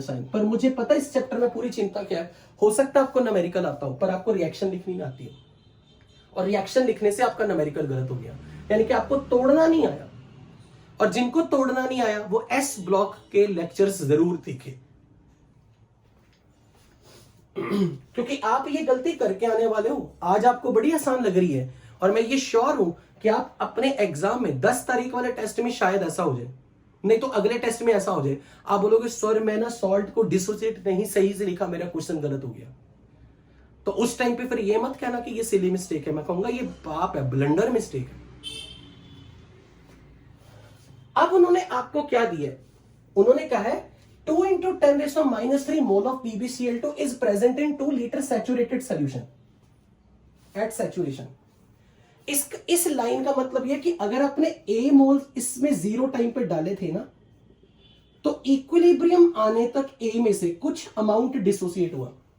0 time पे ये आयंस नहीं थे, आपके पास कुछ सॉल्ट आपने डाला, 0 टाइम पे आयंस नहीं थे। द मोमेंट आपने सॉल्ट पानी में डाला, तुरंत सॉल्यूशन ने उसका कुछ हिस्सा आयंस में भेज दिया, तो उसकी अमाउंट A में से कुछ S वो है घट गई, जो आयंस की फॉर्म में चली गई। इसकी मोलर कंसंट्रेशन हो गई S और इसकी 2S, और ये जो S नंबर है ये है इतने mole of PbCl2 in 2 liter solution. ये सॉल्युबिलिटी है, definition. How many moles of salt per liter are present in the saturated solution, this number is called solubility। Solubility is molar concentration of the salt which has been dissolved।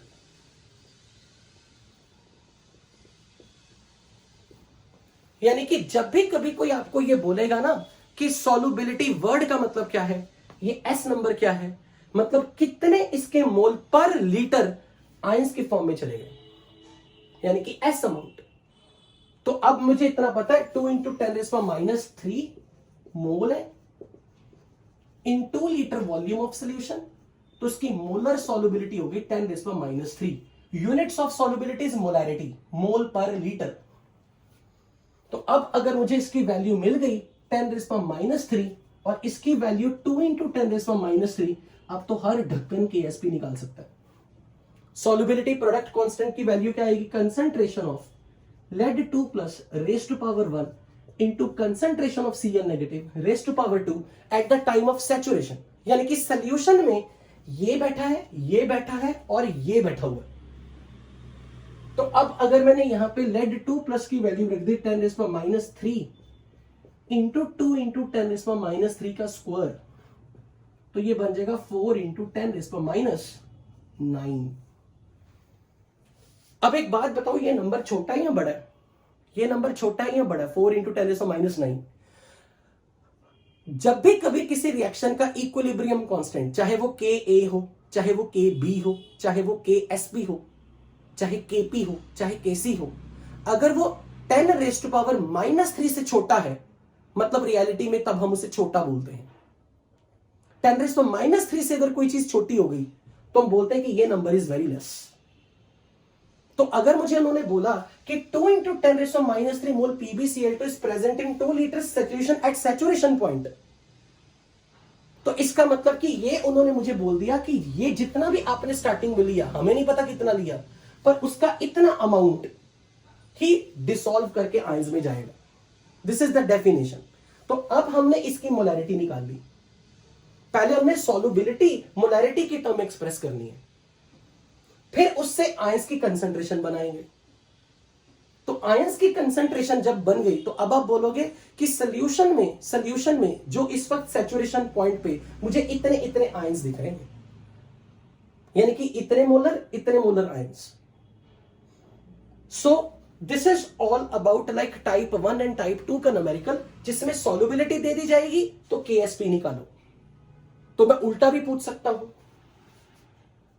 What is KSP of AgBr solid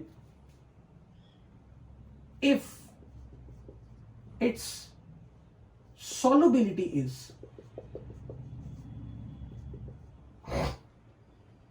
let's say 0.05 milligram per liter, 0.05 milligram per liter। करके दिखाओ।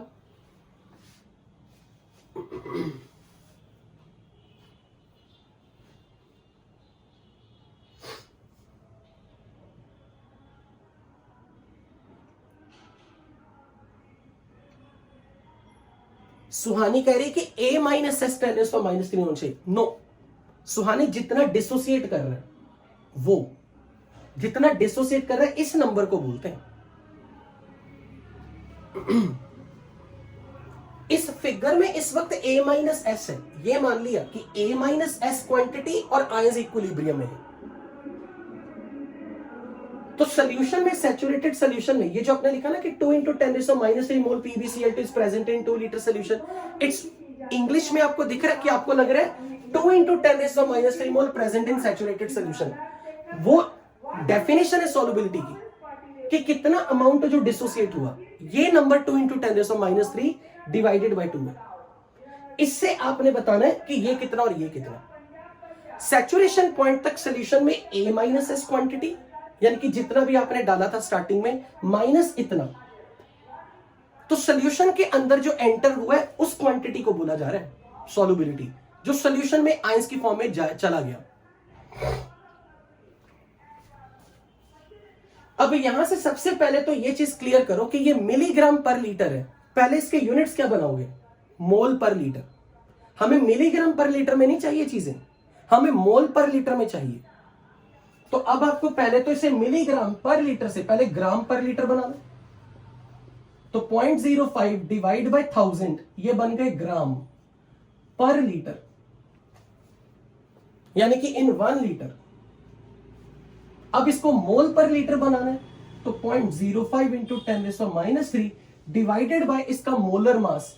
Silver का atomic mass is 108 और bromine का atomic mass is 80, तो ये बनेगा 188 मोल per litre. ये molarity है, ये आपको S नंबर मिल गया AgBr का। तो अब ये AgBr के लिए S नंबर की वैल्यू आपको मिल गई है। तो अब आप इसके लिए पहले इक्विलिब्रियम कैसे लिखोगे?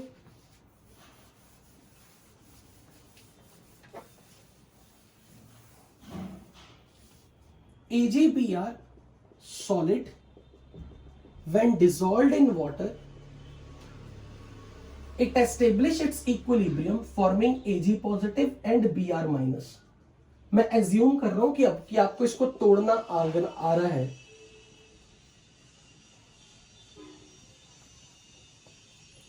तो अगर आपने इसके A मोल बिगिनिंग में लिए तो इक्विलिब्रियम आते वक्त इसमें से कुछ एस अमाउंट, एस मोलर इसकी कंसेंट्रेशन घट गई, जो सोल्यूशन में जाएगी आयंस की फॉर्म में, तो इसकी सॉल्युबिलिटी एस और इसकी एस बनेगी। ये नंबर आपको गिवन है, which is 0.05 into 10⁻³ by 188। Can you tell me its value कितनी आ रही है? ये वैल्यू कितनी आ रही है? 5/180 इंटू 10⁻⁵। चाहे कैलकुलेटर से करके दे दो। सालिक अजीम said 1.2 into 10⁻⁻5 mole per litre. I am assuming कि यही दिया है, मतलब सही किया होगा ये। No sir, okay, tell me कितनी आ रही कैलकुलेशन?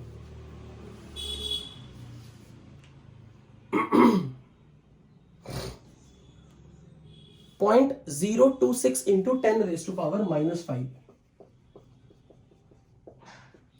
यानी कि मैं इसको लिख रहा हूं 26 इंटू 10⁻⁸, यानी कि 2.6 इंटू 10⁻⁷। एम आई राइट? ठीक है, तो ये आपने अगर एस निकाल दिया, इसकी मोलर सॉल्युबिलिटी मिल गई मोलैरिटी की टर्म में। अब इसका केएसपी का एक्सप्रेशन लिखो, concentration of Ag plus raise to power 1 into concentration of Br minus raise to power 1। तो इक्विलिब्रियम तक मैक्सिमम सोल्यूशन में मैक्सिमम कंसंट्रेशन जो आयंस की रह सकती है ये इतनी है। कितनी आएगी आंसर?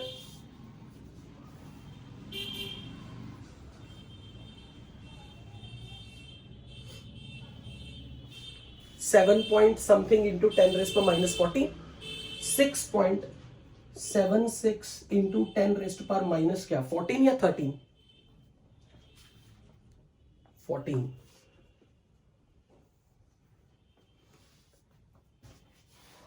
Seven into 10⁻⁻14। ओके चलो ठीक है, जो भी है।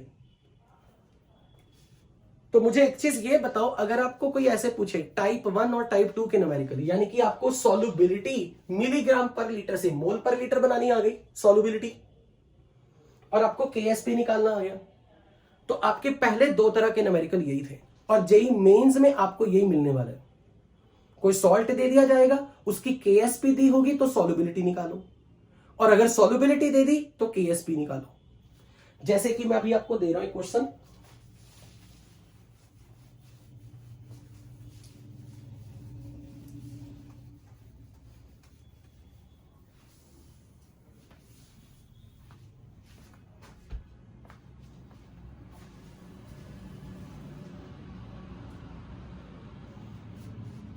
what is KSP of calcium fluoride, sorry, what is solubility of calcium fluoride? Its KSP is 64 into 10⁻⁻13। करके दिखाओ।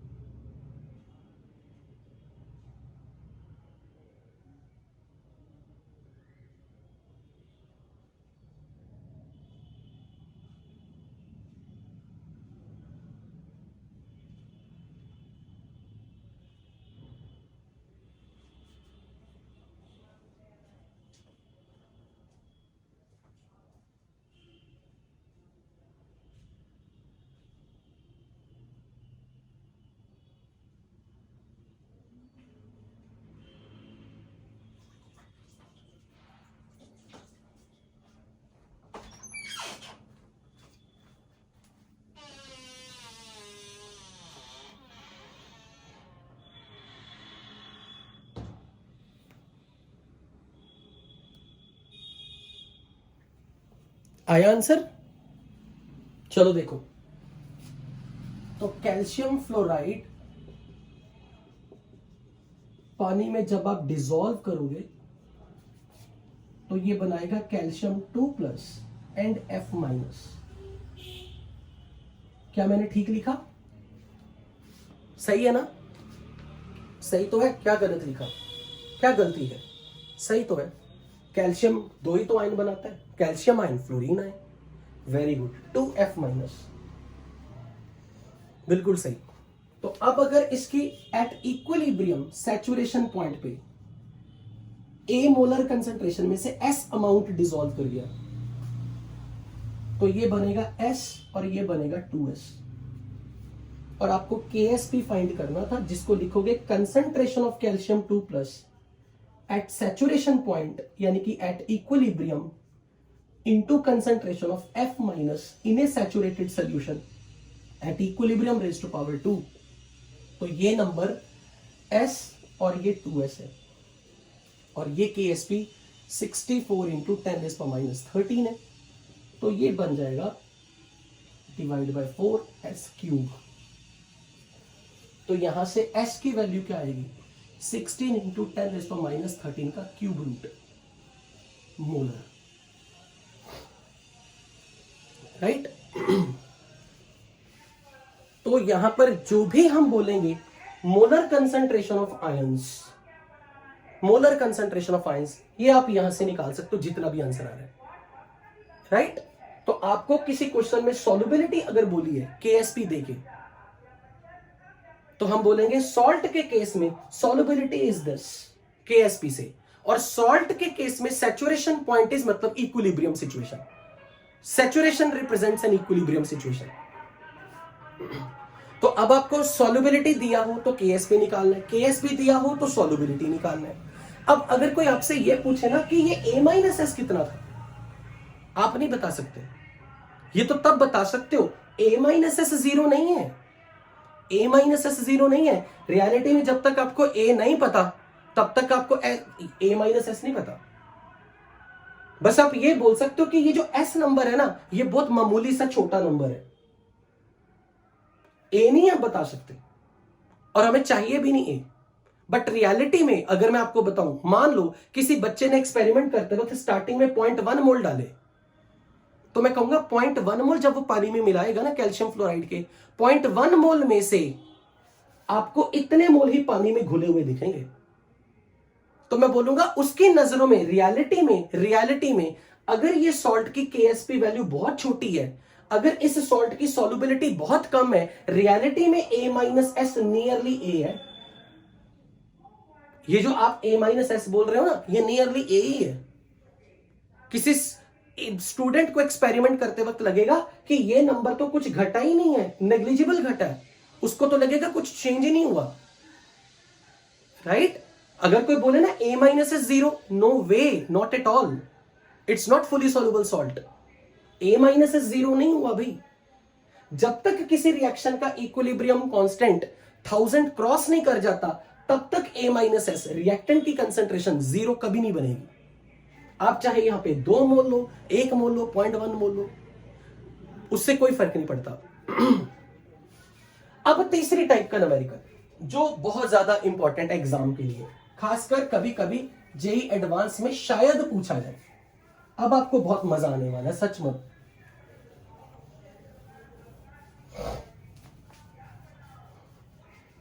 अच्छा, मैं एक सवाल दे रहा हूं जो AI-EEE, तुम्हें पता है ये नाम AI-EEE किसी जमाने में जेई मेंस AI-EEE के नाम से होता था। क्लास अभी चलेगी 10-15 मिनट और।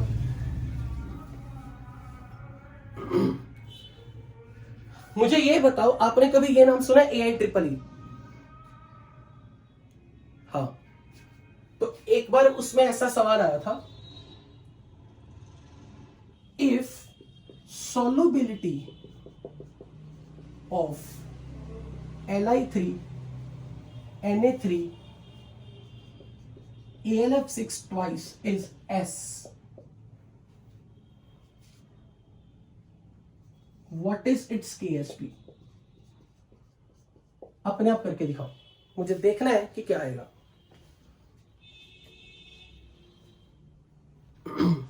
यश जैन ने कहा AIEEE वेरी वेरी इजी था जेईई मेंस में, घंटा कुछ भी। तुम्हारे टाइम तक आते आते तो एग्जाम्स का लेवल इतना गिर गया। तुम लोग तो किस्मत वाले हो, तुम्हें 2-2 अटेम्प्ट, और इस साल जो 12th में थे उनको 4-4 अटेम्प्ट्स, घंटा।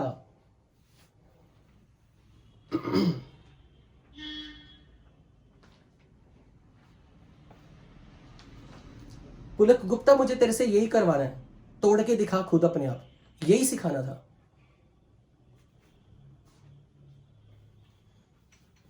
If solubility of Li3, Na3, AlF6 twice is S, what is KSP?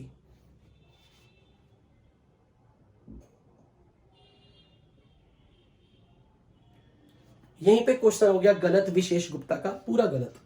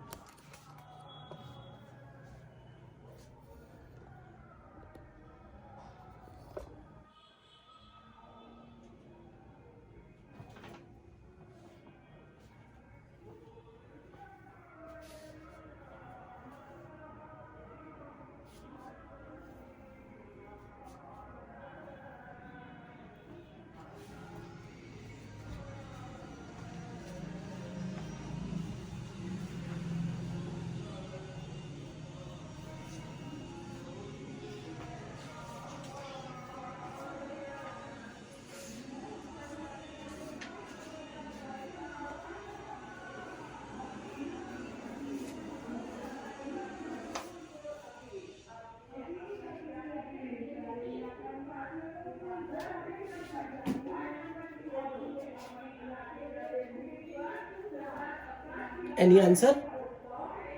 चलो देखिए इसे तोड़ना कैसे था। Li3, Na3, AlF6 twice.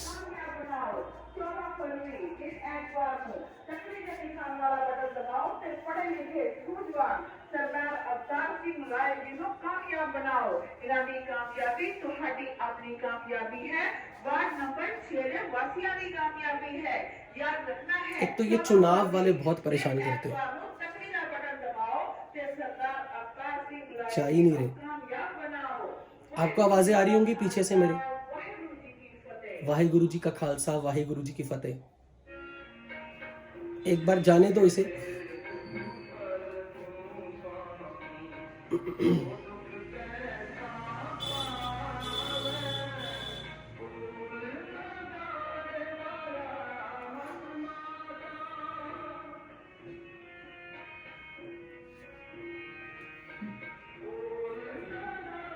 तो जब ये आयनाइज होगा तो अब कैसे डिसोसिएट कराना है। लिथियम का चार्ज, लिथियम की वैलेंसी +1, सोडियम की +1, जिनका फिक्स है।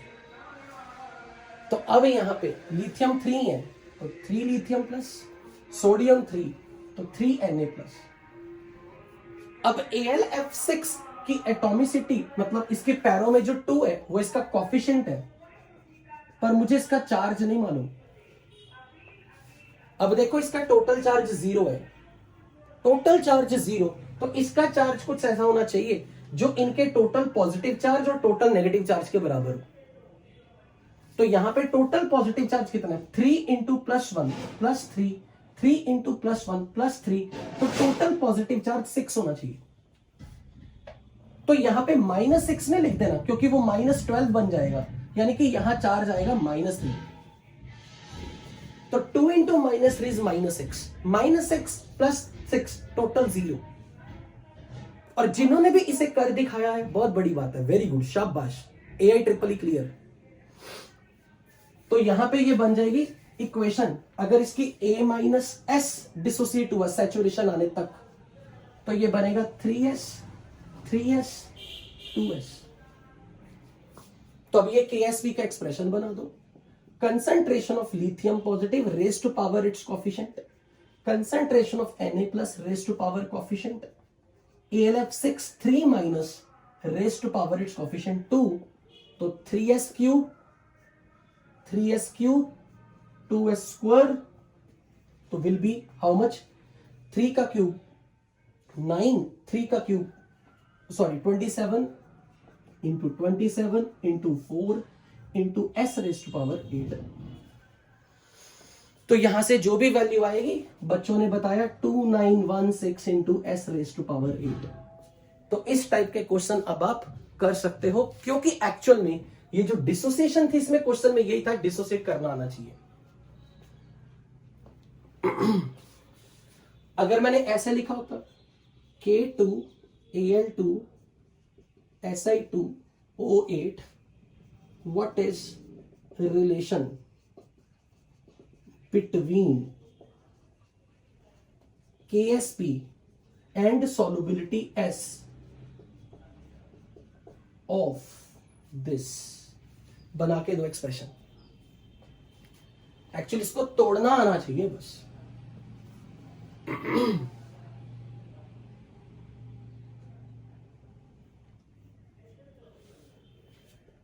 K2Al3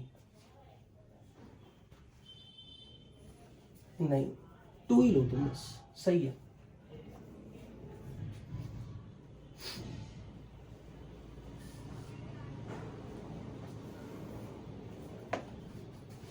सार्थक अभी कैसे होमवर्क दे दूं, अभी तो मुझे पढ़ाना है।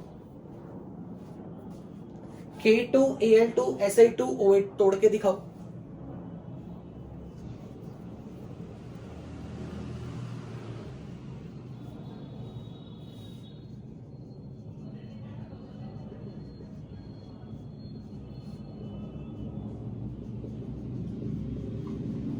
कैसे डिसोसिएट करेंगे? पोटाशियम 2 है तो पोटाशियम का valency S block elements +1 oxidation number, alkali metal Al2 तो 2 एल्यूमिनियम, हर एल्यूमिनियम का ऑक्सीडेशन नंबर फिक्स +3। तो अब Si2O8 का कोफिशिएंट तो 1 रहेगा क्योंकि इसके पैरों में कुछ नहीं है, 1 है। तो यहां इसका चार्ज बताओ कितना आएगा, मुझे एक्चुअली में वो इंटरेस्ट है। +2 +6 +8 तो इसका चार्ज -8 इंटू 1। तो इसके लिए कंसेंट्रेशन 2s इक्विलिब्रियम आने तक, सैचुरेशन पॉइंट तक आने तक A-S।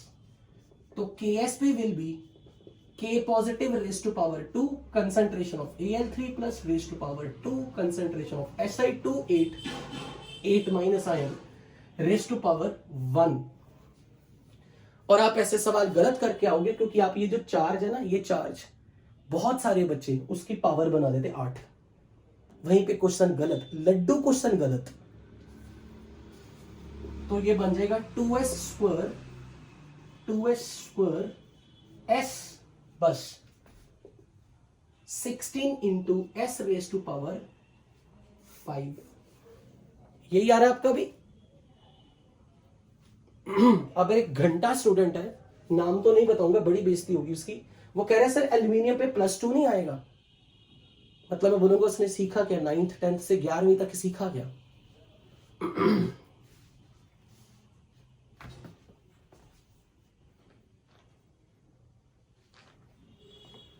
चलो अब एक तीसरी टाइप का न्यूमेरिकल बताता हूं, टाइप 3, जिसपे आज की क्लास खत्म करेंगे। कुछ नहीं होगा ना सॉल्युबिलिटी में, अगर आपको टाइप 1 टाइप 2 आ गई, मुझे उम्मीद है कि जेई मेंस वाला क्वेश्चन तो आपका हो जाएगा।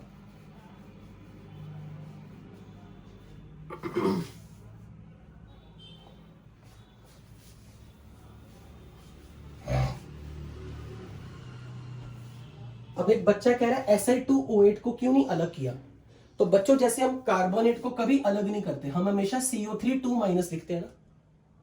कार्बोनेट, फॉस्फेट, इसको कभी तोड़ते थोड़ा ना, फास्फोरस और ऑक्सीजन। इसी तरह ये पूरा एनायन है, Si2O8 8 नेगेटिव, ये पूरा सिलिकेट एनायन है। इसीलिए मैंने इसको अलग से नहीं तोड़ा बेटे। जिसने भी ये पूछा ना कि सर इसको तोड़ा क्यों नहीं, जैसे कार्बोनेट को कभी तोड़ते थोड़ा ना, फर्दर फॉस्फेट को थोड़ा ना तोड़ते हैं, इसी तरह सिलिकेट भी सिलिकेट ही है, डिस्क्रीट यूनिट। टाइप 3 में हेडिंग बना दो solubility in presence of common ion. और मुझे जहां तक लग रहा है आपके 10 तारीख वाले टेस्ट में टाइप 3 और टाइप 4 तक की सिलेबस में है मैक्सिमम, उससे आगे नहीं पूछने वाले, वो एडवांस पार्ट में जरूर टेस्ट में आएगा। अब ये ध्यान से समझना सिचुएशन कैसी होगी। सिचुएशन ये होगी, मैंने एक सॉल्ट, फुली सॉल्युबल सॉल्ट पानी में पहले से घोल देना। मैंने पानी में एक फुली सॉल्युबल सॉल्ट घोला होगा पहले से, जो कि अपने आइज में पूरा डिसॉल्व है। यानी कि जब मैंने बोला फुली सॉल्युबल सॉल्ट, लेट से मान लो कौन सा लूं, लेट से पोटाशियम क्लोराइड, मैंने पानी में ये घोल दिया, यानी कि सॉल्यूशन में इसका अल्फा 1 है, फुली सॉल्युबल है। और फुली सॉल्युबल सॉल्ट का केएसपी क्वेश्चन में ना दिया होगा ना पूछा होगा। तो अब केसीएल के अंदर यहां सॉल्यूशन में दो चीजें हैं, के प्लस और सीएल माइनस। और अगर मैंने केसीएल की मोलैरिटी 0.1 कर दी सपोज, तो अब ये बन जाएगा केसीएल पानी में डिसोसिएट करेगा, क्योंकि ये फुली सॉल्युबल सॉल्ट है। मुझे कहां से पता लगेगा, इसका केएसपी क्वेश्चन में मेंशन नहीं होगा। और वैसे भी अब आपको कल को 12th में इनऑर्गेनिक पढ़नी है, तो आपके माइंड में एक कॉन्सेप्ट क्लियर होना चाहिए। हमेशा मेरी ये लाइन सुनहरे शब्दों में अपनी कॉपी में लिख लेना, all nitrates are generally soluble, all nitrates are generally soluble, alkali metal के salts are generally soluble. Alkali metal का केटाइन अगर किसी सॉल्ट में है तो वो maximum times most likely soluble होगा। Alkali metal salts are soluble, nitrates are soluble. और इसका यूज आपको देखना कितनी बार इनऑर्गेनिक में होने वाला है। तो अल्कली मेटल सॉल्ट्स सॉल्युबल है। अगर ये नहीं भी याद रहा तो क्वेश्चन में आप देख लेना, इसका केएसपी ना गिवन होगा ना पूछा होगा, इसके बारे में कुछ बात नहीं होगी। तो सॉल्यूशन में केसीएल पूरा डिसोसिएट कर गया। So we are not talking of saturation point here, we are not talking of equilibrium here. अगर इसकी मोलर कंसेंट्रेशन 0.1 है, ये पूरा डिसोसिएट करके 0.1 मोलर 0.1 मोलर यहां पे रखा हुआ है। अब मेरा सवाल ये होगा, सपोज मैंने अब इसमें बाहर से AgCl सॉलिड पाउडर की फॉर्म में मिलाना है, ये पार्शियली सॉल्युबल है। ये कैसे पता लगेगा, क्वेश्चन में इसका केएसपी दिया होगा। क्वेश्चन में इसका केएसपी दिया होगा। अब मैं आपसे यह पूछूंगा कि अगर मैंने केसीएल पानी में ना मिलाया होता, पानी प्योर होता और AgCl अकेला पानी में डालते, तो इसकी सॉल्युबिलिटी प्योर वाटर में कितनी होती। और यदि उसी पानी में पहले से एक फुली सॉल्युबल सॉल्ट डाल दिया जाए और उस फुली सॉल्युबल सॉल्ट का एक आयन कॉमन है to the sparingly soluble salt, तो कॉमन आयन की प्रेजेंस में, पर उस कॉमन आयन का सोर्स एक स्ट्रॉन्ग इलेक्ट्रोलाइट है, तो इसकी प्रेजेंस में इसकी जब हम पानी में सॉल्युबिलिटी चेक करेंगे, क्या वो प्योर पानी के कंपैरिजन में घटेगी, कम होगी या ज्यादा होगी। थीम समझ आया। हमें यह देखना है कि अगर AgCl पानी में अकेला होता तो उसकी सॉल्युबिलिटी कितनी थी, पर अगर मैं उसी AgCl को उस पानी में मिलाऊं जिसमें पहले से हमने एक सॉल्ट घोल के रखा है, पर उस सॉल्ट की क्या प्रॉपर्टी है, वो फुली सॉल्युबल है, और दूसरा उसका एक आयन स्पेरिंगली सॉल्युबल सॉल्ट के एक आयन के साथ कॉमन भी है। तो ऐसे सवाल में मैं आपको पर्सनली क्या राय देता हूं, क्वेश्चन में बच्चों भले ही आपको ना बोला हो, पहले अपनी तरफ से मान लेना, एज्यूमिंग कि अगर यहां पानी प्योर होता, केसीएल ना मिलाया होता, तो AgCl की सॉल्युबिलिटी कितनी होती, AgCl की सॉल्युबिलिटी प्योर वाटर में कितनी होती, आपने पहले चेक जरूर करनी है, चाहे क्वेश्चन में कहा हो ना कहा हो। तो मैं देखो पहले पेन कैसे चलाने लगा हूं। I will first check what is solubility of AgCl in pure water.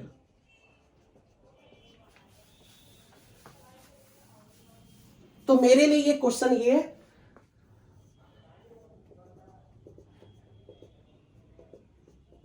कि अगर मैंने AgCl पानी में मिलाया, इसके A मोल पानी में डाले, और ये 1 लीटर सोल्यूशन है। क्वेश्चन में नहीं ना कहा वॉल्यूम, मैंने अपनी तरफ से 1 लीटर क्यों माना, क्योंकि मैं मोलैरिटी की बातें कर रहा हूं। 1 लीटर सोल्यूशन में जितने मोल डालूंगा वो इसकी मोलैरिटी है, मैंने इसलिए 1 लीटर लिया। 1 लीटर सोल्यूशन में A मोल्स मिलाए, तो अब अगर मैंने A मोल्स AgCl के प्योर वाटर में डालने हैं, तो इसका अपना सैचुरेशन पॉइंट पर इक्विलिब्रियम जब एस्टेब्लिश होगा,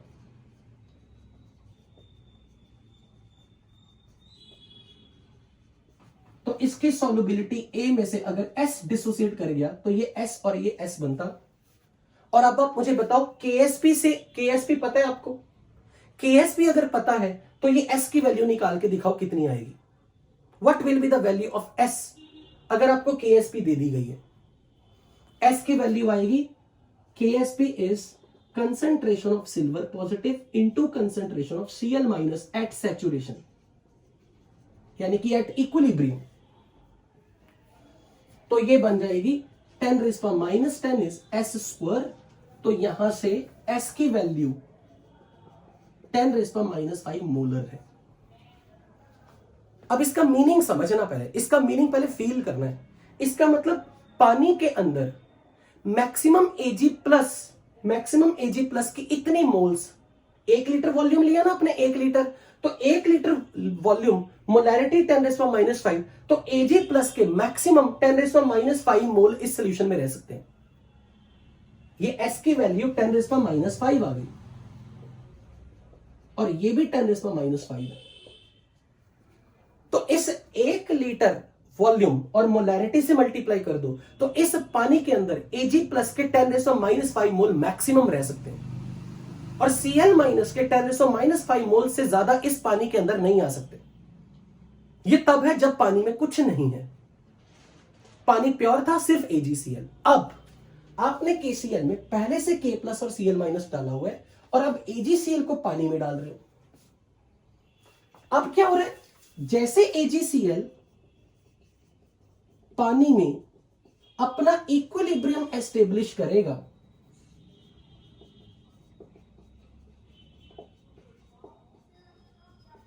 तो अगर इसकी सॉल्युबिलिटी S डैश रख दो, तो ये S डैश अमाउंट डिसोसिएट करके ये S डैश और S डैश बनाएगा। पर जिस पानी में आप इसे डाल रहे हो, उस पानी में पहले से Cl माइनस 0.1 मोलर है, यानी कि उस सॉल्यूशन में पहले से KCl डिसॉल्व होके पहले से K प्लस, पहले से K प्लस और Cl माइनस की मोलैरिटी इतनी थी। तो हमें कॉमन आयन की कंसंट्रेशन जो इसके इक्विलिब्रियम पे काउंट करनी पड़ेगी। कितनी करनी पड़ेगी? जब Cl माइनस के सोर्स दो हैं, KCl भी और AgCl भी, तो हमें Cl माइनस की कंसंट्रेशन कितनी काउंट करनी पड़ेगी इक्विलिब्रियम पे? जब सेम आयन की कंसंट्रेशन के मोर देन वन सोर्स हो, S डैश प्लस 0.1। तो क्योंकि सेम आयन की कंसंट्रेशन अलग अलग तो पानी में होगी, एक ही इंस्टेंट पे सैचुरेशन पॉइंट पे सेम चीज की मोर देन वन कंसंट्रेशन तो हो नहीं सकती। तो हम उसकी जो टोटल कंसंट्रेशन काउंट करेंगे इक्विलिब्रियम मिक्सचर में, वो S डैश प्लस 0.1 है। तो अब मैं क्या करूंगा, अब मैं इसके KSP का एक्सप्रेशन लिखूंगा, which is concentration of silver plus at saturation raise to power 1 into concentration of Cl minus at saturation raise to power 1, और ये value S dash into S dash plus 0.1 is 10 raise to power minus 10। यहां से मैं इसकी S dash निकालूंगा। अब question ये कि ये एक क्वाड्रेटिक इक्वेशन है, तो क्वाड्रेटिक इक्वेशन सॉल्व करनी है या नहीं करनी, तो उसके लिए आप टेक्निक अप्रोक्सीमेशन बिल्कुल वही, ये आपको याद दिला दूं, आपने एक टॉपिक पढ़ा था mixture of strong acid plus weak acid, यानी कि स्ट्रॉन्ग एसिड से भी H प्लस आता है, वीक एसिड से भी H प्लस आता है। ये बिल्कुल वीक वो वाला केस है, बस फर्क इतना, अब की बात एसिड्स नहीं है, सॉल्ट है। सॉल्ट से आने वाला कोई आयन और एक वीक इलेक्ट्रोलाइट से आने वाला कोई आयन कॉमन हो गया। ये बिल्कुल सेम सिचुएशन ऐसा जैसे पीएच कैलकुलेशन का वो केस पढ़ा था जब पानी में स्ट्रॉन्ग एसिड HCl भी हो और एसिटिक एसिड भी हो और दोनों का एक कॉमन आयन है H+, साइमल्टेनियस इक्विलिब्रियम। अब यहां पर आप कैसे क्वेश्चन सॉल्व करोगे, ध्यान से सुनो। सबसे पहले कॉमन आयन की जो कंसंट्रेशन वीक इलेक्ट्रोलाइट से आ रही है उसको पहले इग्नोर कर देना। पहले मैं इस नंबर को 0.1 के सामने इग्नोर करूंगा, फिर इसकी वैल्यू निकालूंगा। अगर ये नंबर जिसको इग्नोर कर रहे हो वो 0.1 के 10% से छोटा हो तो अब हम कहेंगे कि हमें क्वाड्रेटिक नहीं लगानी। जिस नंबर को आप 0.1 के सामने इग्नोर कर रहे हो ना वो S डैश नंबर है। And what is S dash? Cl minus का वो कंसंट्रेशन जो AgCl से आ रहा है, और AgCl से जो Cl माइनस की कंसंट्रेशन आ रही है वो S डैश है। अगर मैं ये एज्यूम कर लूं कि Cl माइनस की कंसंट्रेशन जो AgCl से आ रही है वो इग्नोर कर दें और फिर ये S डैश की वैल्यू निकालें, क्या ये नंबर जिसको आप इग्नोर कर रहे थे 10⁻⁹, क्या ये 0.1 के 10% यानी कि 0.01 से कम है? हाँ है। इसका मतलब इसे इग्नोर करने में ही भली आपकी यहीं पे भलाई थी। You don't need to solve quadratic. तो ये क्वेश्चन बन गया strong electrolyte and weak electrolyte का मिक्सचर। तो हमने क्या किया, हमने जब इसके कंसंट्रेशन के मोर देन 1 सोर्स आ गए तो उसकी टोटल कंसंट्रेशन को हमने इक्विलिब्रियम कांस्टेंट के एक्सप्रेशन में रख दिया। अब हमें यह देखना कि क्वाड्रेटिक सॉल्व अगर नहीं करनी तो पहले जो भी नंबर 0.1 के सामने दिख रहा है आपको सामने S डैश, तो इसे इग्नोर करना है। अब हमने एज्यूम किया कि इसे इग्नोर कर रहे हैं। अर्जुन राजपूत तो सुनता कहां है, बस लिखी जाएगा मुझे समझ नहीं आया, कान के नीचे लगाऊंगे खींच के, सुन तो ले पहले। तो जिस नंबर को S डैश को पहले 0.1 के सामने इग्नोर कर दो और S डैश की वैल्यू निकालो। S डैश की वैल्यू यदि जिस नंबर के सामने आपने इसमें इग्नोर किया 0.1 के सामने, अगर 0.1 का 10%, व्हाट इज 0.1 का 10%? 0.01। 0.01 से अगर यह नंबर छोटा आया तो इसका इग्नोर करना बिल्कुल सही डिसीजन है, क्वाड्रेटिक नहीं सॉल्व करनी। तो अब हम यहां से S डैश की वैल्यू 10⁻⁹ निकाल चुके हैं। तो इसका मतलब क्या है, अगर S डैश 10⁻⁹ है, ये नंबर 10⁻⁹ है, ये नंबर 10⁻⁹ है, तो यहां से आप खुद डिसाइड करो, जब AgCl पानी में अकेला डाला था तो उसकी S वैल्यू कितनी आई थी? 10⁻⁵। ये उसकी S सॉल्युबिलिटी 10⁻⁵ थी, और ये 10⁻⁵ वाला जो नंबर है वो घट के कितना हो गया? 10⁻⁹। यानी कि KCl की प्रेजेंस में Cl माइनस का कॉमन आयन इफेक्ट इस पे लग गया था, और इसलिए जैसे आपने इस पानी में KCl रखा हुआ था, अगर इस पानी में KCl डाला तो ये इक्विलिब्रियम अब बैकवर्ड जाएगा। अब ये नंबर 10⁻⁵ है, ये 10⁻⁵ है। अब ये जब बैकवर्ड जा रहे हैं, बैकवर्ड, तो ये दोनों घटेंगे, पर कब तक घटेंगे? जब तक ये दोनों घट के 10⁻⁹ ना हो जाए। यानी कि जब आपने इस सॉल्यूशन में KCl मिला दिया तो इस सॉल्यूशन में Cl माइनस की कंसंट्रेशन आपने बढ़ा दी। Cl माइनस की कंसंट्रेशन अगर बढ़ गई, Cl माइनस की कंसंट्रेशन अगर बढ़ गई तो इसे घटना पड़ेगा, क्योंकि ये तो कांस्टेंट है, ये बढ़ गया तो ये घट गया। और Ag+ का सोर्स तो सिर्फ AgCl है ना, और Ag+ की जो वैल्यू आ रही है वही इसकी नई सॉल्युबिलिटी है। तो इसकी जो नई सॉल्युबिलिटी 10⁻⁹ आई है, वो अगर मैं कंपेयर करूं प्योर वाटर में 10⁻⁵ थी। यानी कि KCl वाले सॉल्यूशन में जब आप AgCl डाल रहे हो तो AgCl का इक्विलिब्रियम बैकवर्ड शिफ्ट होने लग गया, और जब ये इक्विलिब्रियम बैकवर्ड शिफ्ट हुआ तो ये दोनों नंबर ने अपनी वैल्यू 10⁻⁵ से घटाई।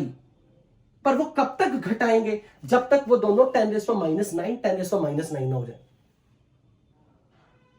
तो हम कहेंगे कि कॉमन आयन इफेक्ट के कारण AgCl की जो नई सॉल्युबिलिटी है कितने टाइम्स घट गई? Due to common ion solubility of AgCl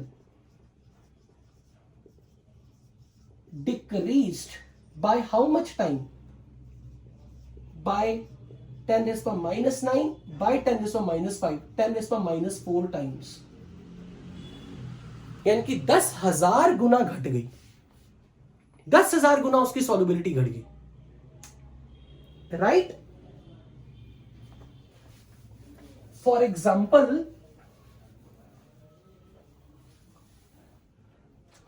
अगर मैंने क्वेश्चन दिया कैलकुलेट मोलर सॉल्युबिलिटी ऑफ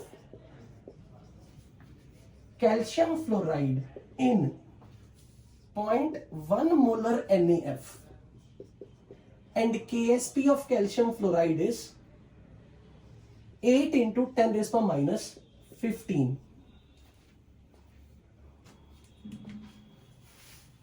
तो अब आपने ऐसे क्वेश्चन में समझ जाना है कि जिस सॉल्ट की सॉल्युबिलिटी आपको पूछी गई है उसमें पानी में ऑलरेडी NaF डोल खोला हुआ है। तो पहले एक बार प्योर पानी में अगर NaF नहीं मिलाया, प्योर पानी में कैल्शियम क्लोराइड की सॉल्युबिलिटी देखो कितनी आती है, प्योर वाटर में कितनी सॉल्युबिलिटी आएगी। In pure water calcium fluoride की सॉल्युबिलिटी अगर चेक करनी हो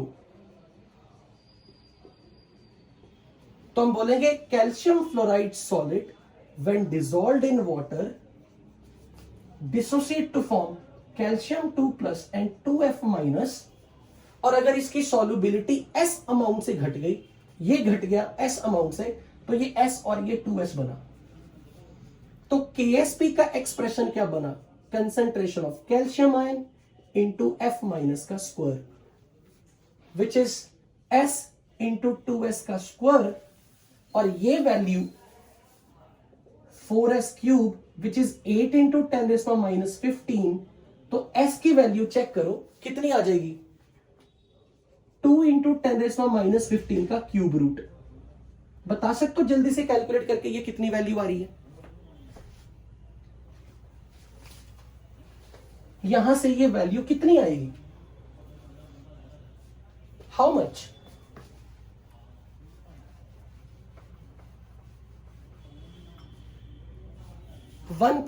into 1.4 into 10 raised to minus 5। यानी कि अगर कैल्शियम फ्लोराइड पानी में अकेला हो तो मैक्सिमम कैल्शियम की कंसेंट्रेशन इतनी होगी, फ्लोरीन की इसकी डबल होगी। ये बन जाएगा 2 का क्यूब रूट 1.2। अब अगर पानी में पहले से सोडियम फ्लोराइड मिलाया हुआ है, सोडियम फ्लोराइड, और सोडियम फ्लोराइड की KSP नहीं दी, वैसे भी अल्कली मेटल का सॉल्ट है, अल्कली मेटल आयन का सॉल्ट फुली सॉल्युबल है, तो पहले से NaF पानी में पूरा डिसोसिएट हुआ पड़ा है।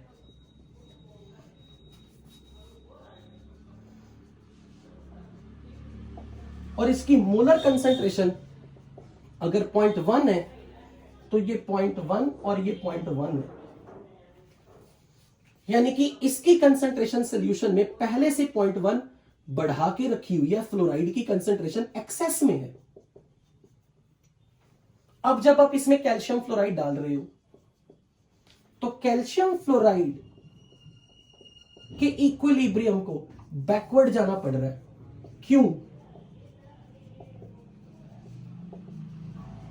क्योंकि आपने सॉल्यूशन में F- बहुत ज्यादा बना के रखा। कैसे पता चला? अगर इसकी नई सॉल्युबिलिटी S- है, S- और ये 2S-, तो F- की कंसेंट्रेशन इक्विलिब्रियम पे काउंट कितनी पड़ गई? 2S- प्लस 0.1, और 2S- प्लस 0.1। अब मुझे ये S- निकालना है, तो मैं पहले क्या अप्रोक्सीमेशन लगाऊंगा? KSP is concentration of calcium ion into F- का square which is S- into 2S- plus 0.1 का स्क्वायर इज KSP। अब मैं इग्नोर किसको कर रहा हूं, पहले मैं 2s डैश इग्नोर कर रहा हूं। अगर मेरे 2s डैश नंबर की वैल्यू इग्नोर करने के बाद 2s डैश की वैल्यू 0.01 से छोटी आई, तब मैं 2s डैश को इग्नोर करने लायक था। आई एम एज्यूमिंग कि फ्लोरीन की कंसेंट्रेशन जो 2s डैश आ रही है ना, कैल्शियम फ्लोराइड से आने वाला F माइनस का कंसेंट्रेशन, अगर ये नंबर 0.1 के सामने इग्नोरेबल है, तो यहां से S डैश की वैल्यू 8 इंटू 10⁻13 आ रही होगी। इसका मतलब 2s डैश की वैल्यू 16 इंटू 10⁻13 आ रही है। ये F माइनस की कंसेंट्रेशन वो है जो कैल्शियम फ्लोराइड से आ रहा है। कैल्शियम फ्लोराइड से आने वाला F माइनस 2s डैश है। तो इसका मतलब यह कि 2s डैश नंबर जिसको इग्नोर कर रहे हो वो 0.1 के 10% से यदि कम है, तो इसका मतलब कि यह नंबर 0.1 के सामने it is ignorable.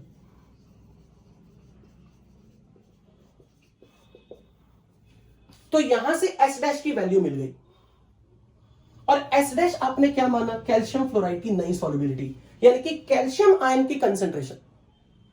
Calcium ion की कंसेंट्रेशन का सोर्स इकलौता कौन है, कैल्शियम फ्लोराइड। तो इसकी कंसेंट्रेशन इस सॉल्ट की सॉल्युबिलिटी कहलाएगी जिस आयन का source single sparingly soluble salt हो।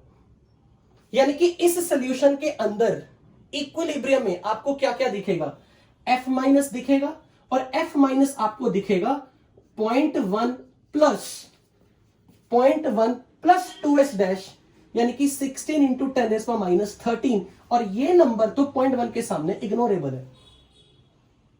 लेकिन साथ के साथ आपको पानी में कुछ कैल्शियम भी दिखेगा, और उस कैल्शियम आयन की मोलैरिटी कितनी होगी, S dash which is 8 into 10⁻13। तो आपके पास पानी में 3 आयन है, VF माइनस, Na प्लस और कैल्शियम आयन। और कैल्शियम आयन जो होगा that will be deciding it's new solubility.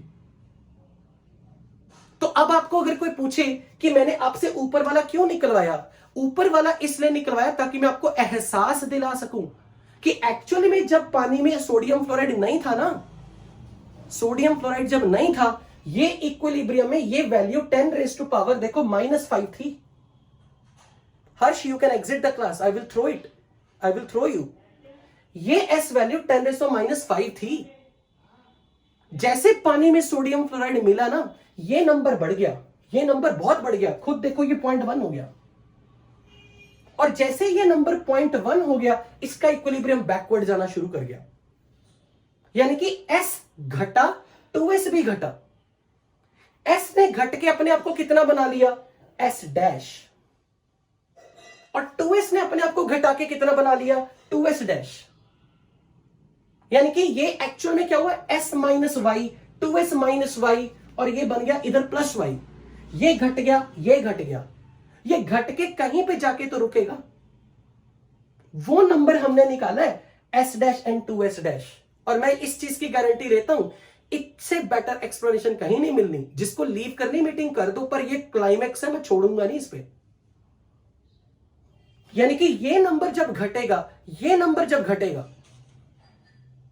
ये नंबर जब घटेगा, ये भी घटेगा, क्योंकि आपने पहले से पानी में F माइनस बहुत ज्यादा कर दिया। तो अब मैं बोलूंगा इसे इक्विलिब्रियम को जब बैकवर्ड जाना है, इसे घटना है, इसे घट के कहां तक जाना है, S डैश तक। इसे घट के कहां तक जाना है, 2s डैश तक। इसीलिए ये नंबर छोटे छोटे आ गए। तो अब मैं बोलूंगा कि कैल्शियम आयन की कंसंट्रेशन जो पानी, प्योर पानी में इतनी हो सकती थी, उसको घट के इतना होना पड़ गया। तो कॉमन आयन इफेक्ट किस हद तक लगा, to what extent it has been now even weaker electrolyte. ये पहले के कंपैरिजन में कितने गुना इसकी सॉल्युबिलिटी घट गई। I will say solubility of calcium fluoride decreased by what factor, how many time, decreased by 8 into 10 raised to minus 13 by its initial solubility 1.2 into 10 raised to minus 5, nearly 10 raised to minus 8 times घट गई। So I think you must have got the idea about common ion effect. तो यहां पे जाके अब मैं class and कर रहा हूं और आपको ग्रुप में मैं होमवर्क डाल दूंगा कि आज की क्लास के बेसिस पे आप क्या क्या होमवर्क कर सकते हो. So going to end up the meeting.